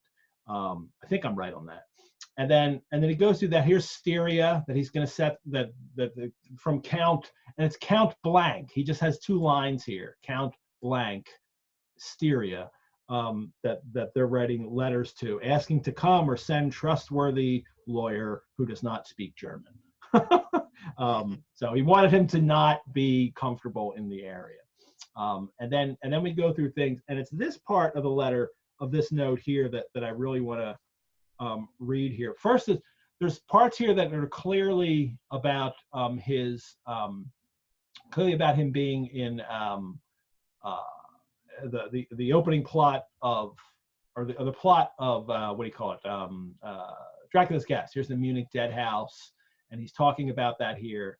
But at some point in here, he gets into this. Now, when Christopher Frayling had read these and talks about these, he believes this is a dream. He believes that this key part at the bottom here is a dream that Stoker had, and that this is a recounting of it.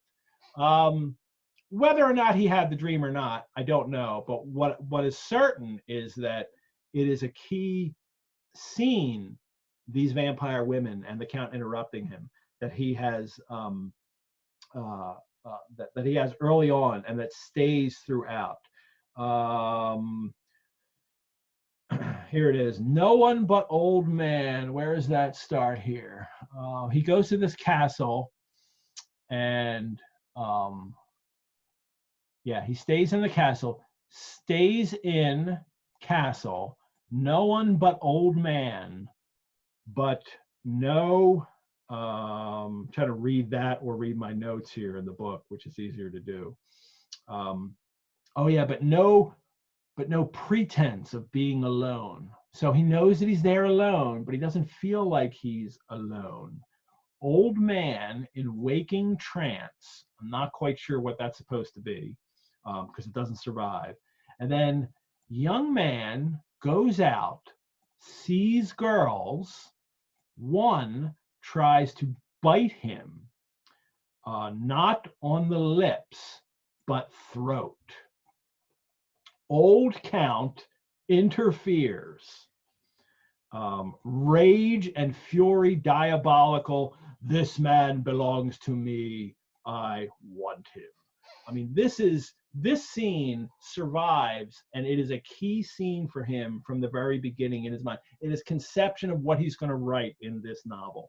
And then, so it's sees girls. Young man goes out, sees girls. One tries to kiss him, not on lips but throat. Old Count interferes. Rage and fury diabolical. This man belongs to me. I want him. That survives not only in that note, but it's also in a couple other places, including this one that you were talking about earlier, which is also breaking the book down into parts. Yeah. And this one is, we'll go at the top here. So book one.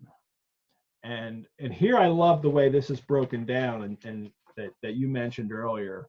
But we'll get to that. But first, it's the lawyers, chapter one, the lawyer's letters, and then he goes through this stuff.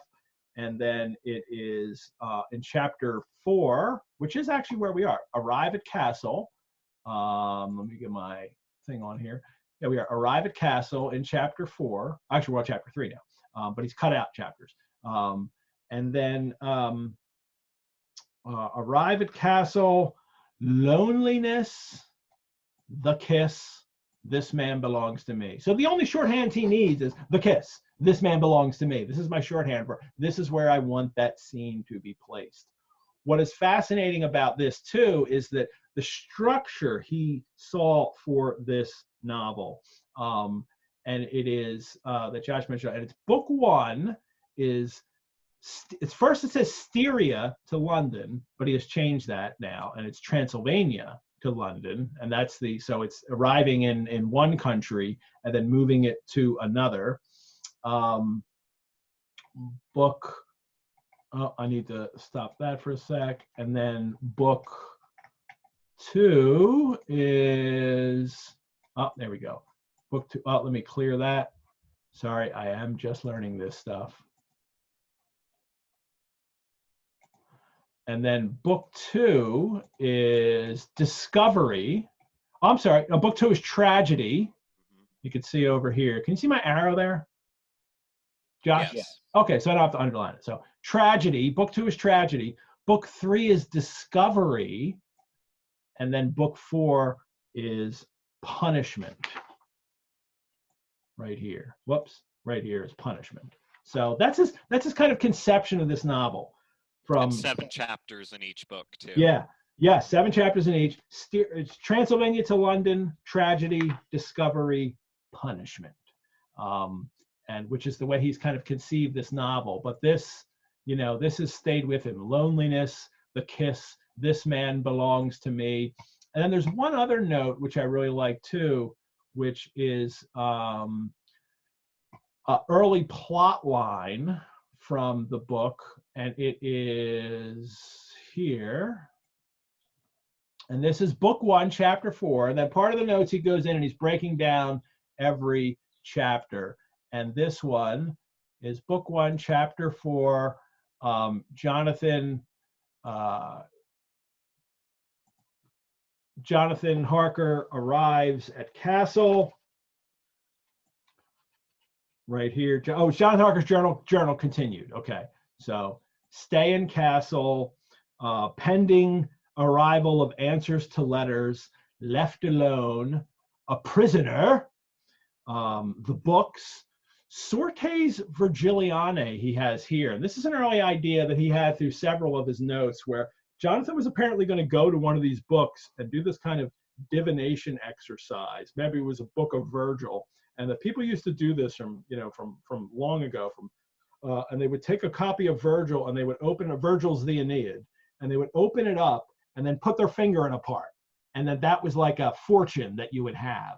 And people would use that to kind of tell the future, casting, the lots, the Sortes Virgilianae. That's something that he had alone.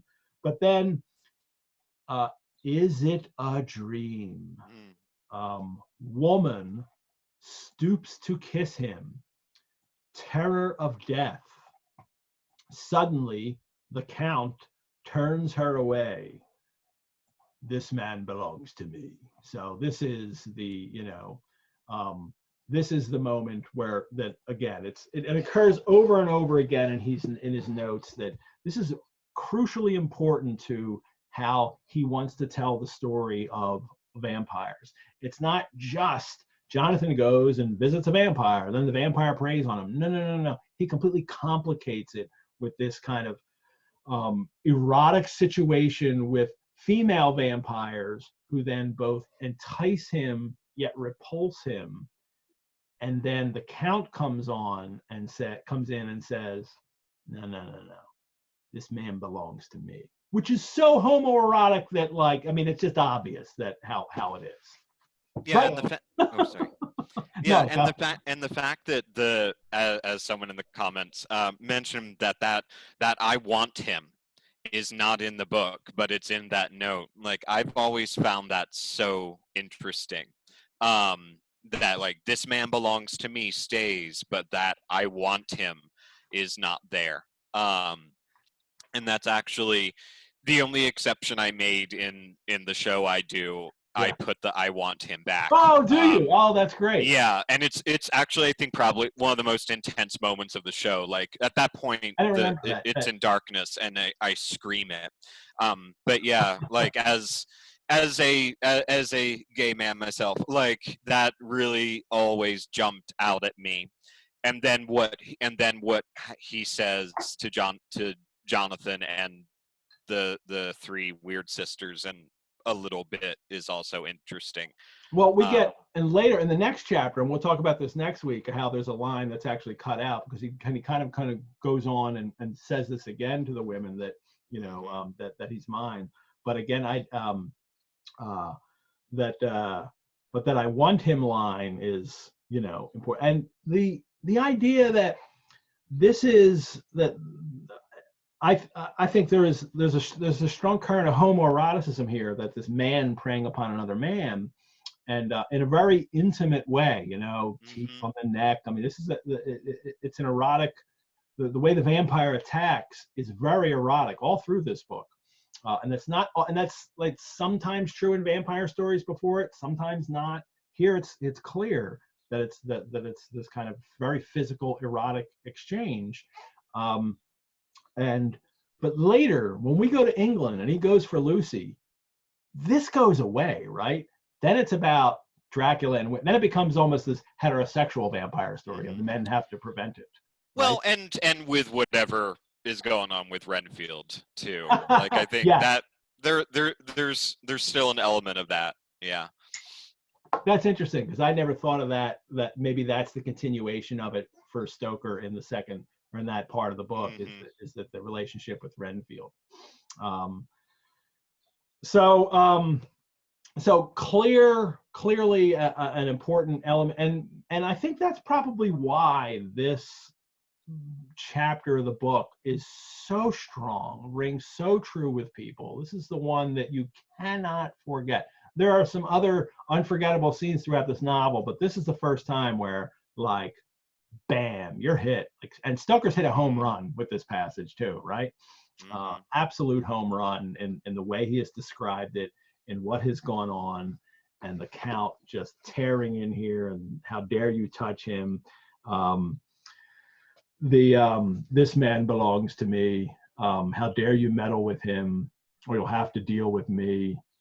And then then there's this other great exchange here that happens between the two of them, which is like we have a little backstory of him talking about, like, my family were like all these warriors and we conquered this region and fought all these battles. But this is the backstory that everybody has then, there is no backstory. It's like a hint at maybe a backstory, which is all it is. And that, but everybody has jumped on this. Like, you yourself never loved, the vampire woman says to him, you never loved. On this, the other women joined, and such a mirthless, hard, soulless laughter rang through the room that it almost made me faint to hear. It seemed like the pleasure of fiends. Then the Count turned after looking at my face attentively and said in a soft whisper, yes, I too can love. You yourselves can tell it from the past. Is it not so? Like, wow, what a great hint. Like, all right, tell us more. Stoker never goes back to that, right? So and I love it too, you know, after they say that to Dracula, that line, you know, the Count turned after looking at my face attentively, says in a soft whisper, yes, I too can love, while he's looking at Jonathan, yes. You know, yeah. So, you know, and I don't think I've seen that in a film. Like, no. That doesn't, yeah. So no. that is an erotically charged moment. The whole thing is an erotically charged moment. And then right at that moment, he looks Jonathan square in the face and says that. So, you know, there you go. So it's Bram and Walt Whitman. So right there.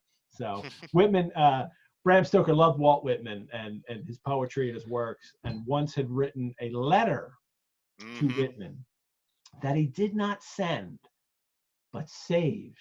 And you can read it. And he talks about how, and he writes to Walt Whitman and talks about how he loves his work, and also describes himself. And he says, describing himself to Walt Whitman, saying, like, I am, you know, 6'2", and weigh whatever stone, naked. And he says that, like, and naked, this is what I weigh and this is what I look like. And it's a very erotically charged letter that he sends, that he writes to Whitman, and then decides, I better not send this for I don't know what reason. Maybe he couldn't find his address.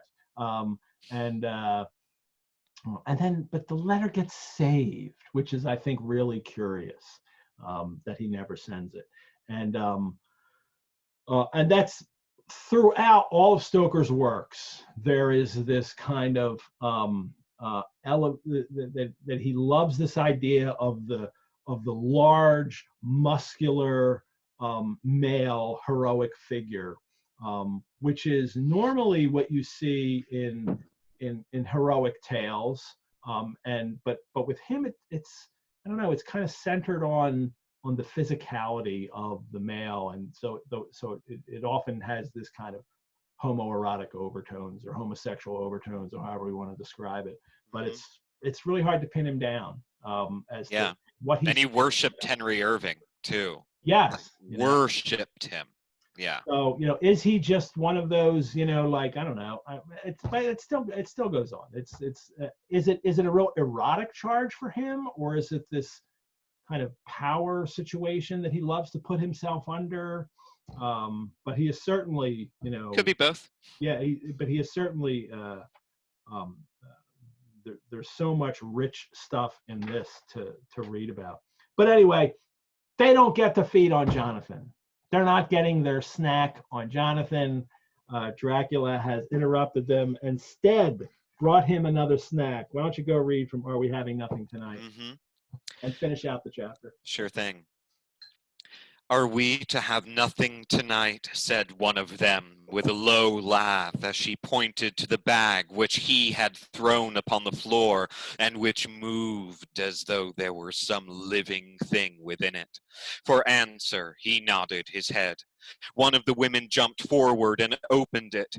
If my ears did not deceive me, there was a gasp and a low wail, as of a half-smothered child. The women closed round, while I was aghast with horror, but as I looked they disappeared, and with them the dreadful bag. There was no door near them, and they could not have passed me without my noticing. They simply seemed to fade into the rays of the moonlight and pass out through the window, for I could see outside of the dim, shadowy forms for a moment before they entirely faded away. Then the horror overcame me, and I sank down unconscious. That's great. What a great Cliffhanger ending. again. Again, Mm-hmm. he seems to be aware of this. That I want to compel you to keep reading. And Mm-hmm. I said this last week. I wonder if he was, when he was crafting this, thinking that perhaps it could be a serial, and that could happen, and maybe, although the shortness of the chapters would not have happened in a serial in his time. Yeah. It would have been like 3 or 4 chapters at a time that would have been put in. But he is aware of that. I want to compel you to keep reading, like keep reading, go, and that's great when you're reading, especially when you're reading a big book. Is that, yeah, I want to go on to the next chapter. I want to go on to the next chapter. And that is an author in control of his reader, which what I always want. I much prefer to go into a book passively and say, okay, take me, tell me the Mm-hmm. story and take me along the way you want to take me. Um, and that for me is a much more enjoyable way of reading a book. And Stoker is absolutely taking us in doing that. But baby in a bag, this is like, woo, he really ups the ante here. I mean, this Mm-hmm. is, you know, I'm going for broke. And then they just vanish, like, yeah.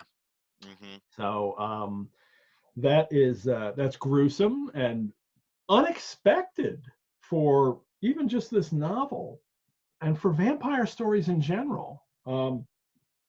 Somebody please tell me what other vampire story has that, like, that's this old. I think that I would expect that in a kind of splatterpunk era, Mm-hmm. but now that you're going to feed on babies, that seems really brutal. And but if you're going to feed, I bet babies are tastier than anybody else. So it's that. And that's a theme that like comes back again later, of course, with Lucy.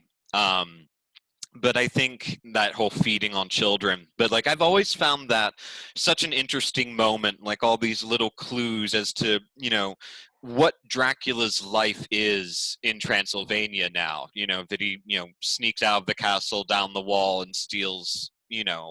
peasants' children, and everyone knows who he is. And There was one. is this Go what ahead. it's come to? Mm-hmm. Like, oh my Mm-hmm. God, I can just get babies now. Like Mm-hmm. everybody, all the adults have garlic around their windows and wearing crucifixes, and I'm just Yeah. stuck getting babies. So Mm-hmm. Mm-hmm. I guess that's Yeah. why he's got to go to London. Yeah. So Mm-hmm. even though babies, I mean, come on, babies are the veal of humans. So it might be immoral to eat veal, but my God, it tastes good. Mm. So um, Oh, baby and in as fact, as someone just commented, babies are innocent without sin, which I think, yeah, yeah, absolutely makes that taboo. it is. So someone also said kids meal, LOL. So there you go. Yes. So thinking more along my lines. Um, so this is the vampire happy meal um, for kids. And then Jonathan faints. He Hmm. faints. So talk about him, identifying himself and with the passive female as he's going through this, and then he faints.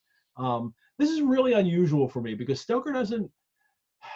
I mean, this happens, and people think, oh, that men didn't faint then, but it would happen in thriller books that men would feel so overcome. And it's a way of an author saying that this is such an extreme moment that even a man would faint when it happens.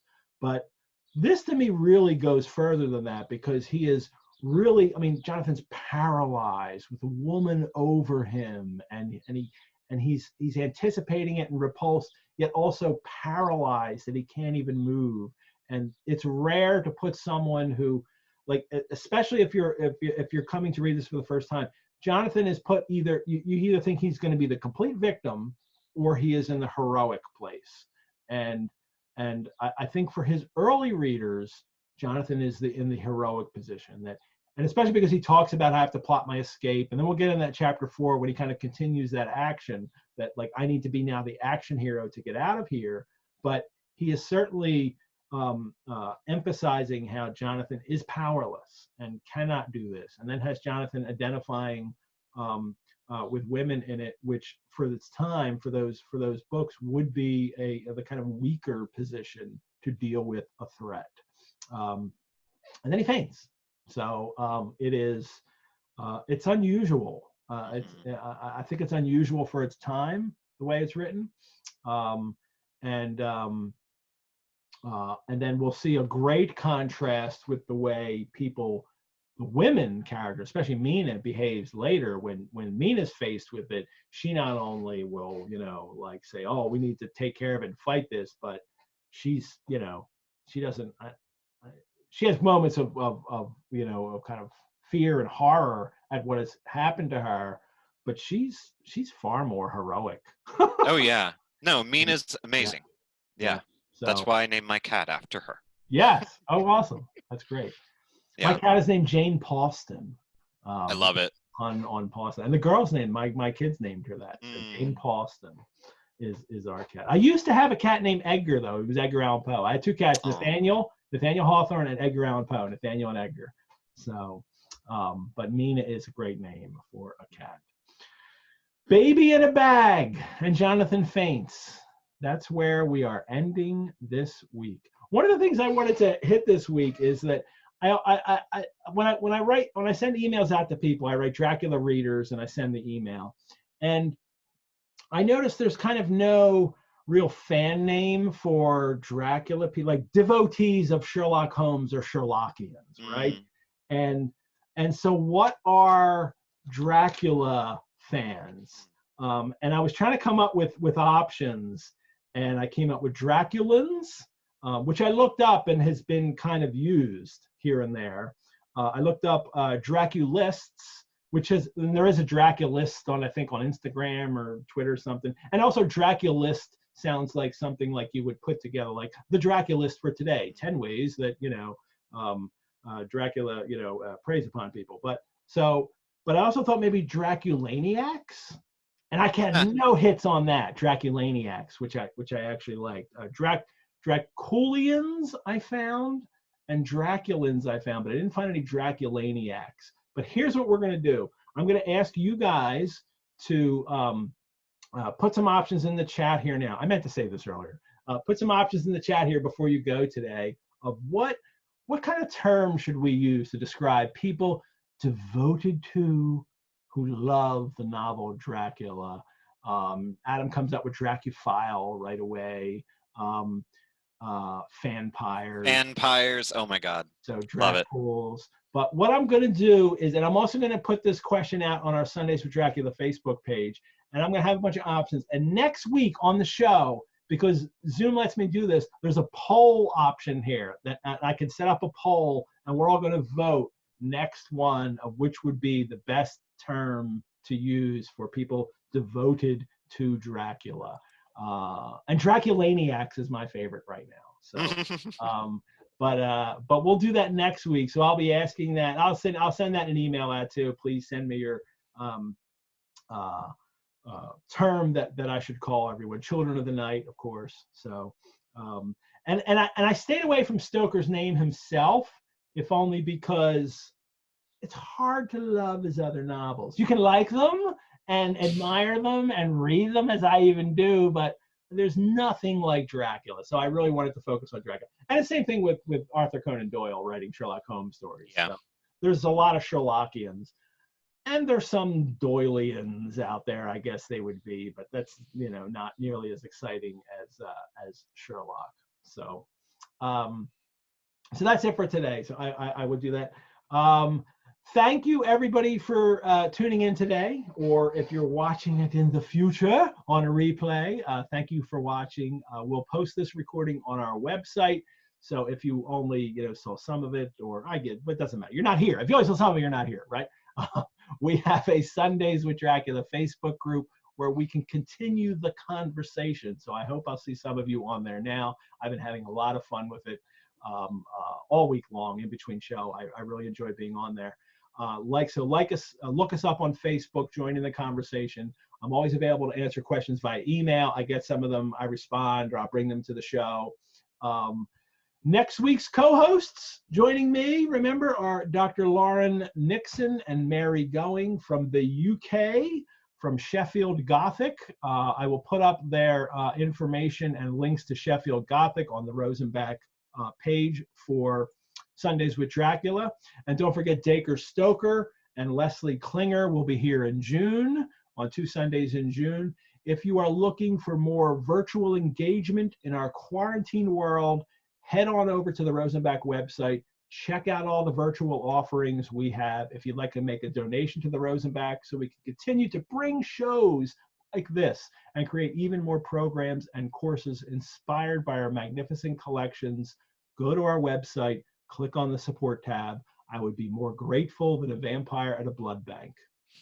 I need to find a new joke to throw in there at that point. Josh, thank you so much. Thank you. This was so much fun. Great. Appreciate it. Alrighty. And we'll see you in a few weeks. We're gonna do this revolving host thing, so you'll come back again. Join us next week, everyone, for chapter 4, when we see Jonathan plot his escape from Castle Dracula. Farewell, everyone. And in the words of our friend Dracula, go safely and leave something of the happiness you bring.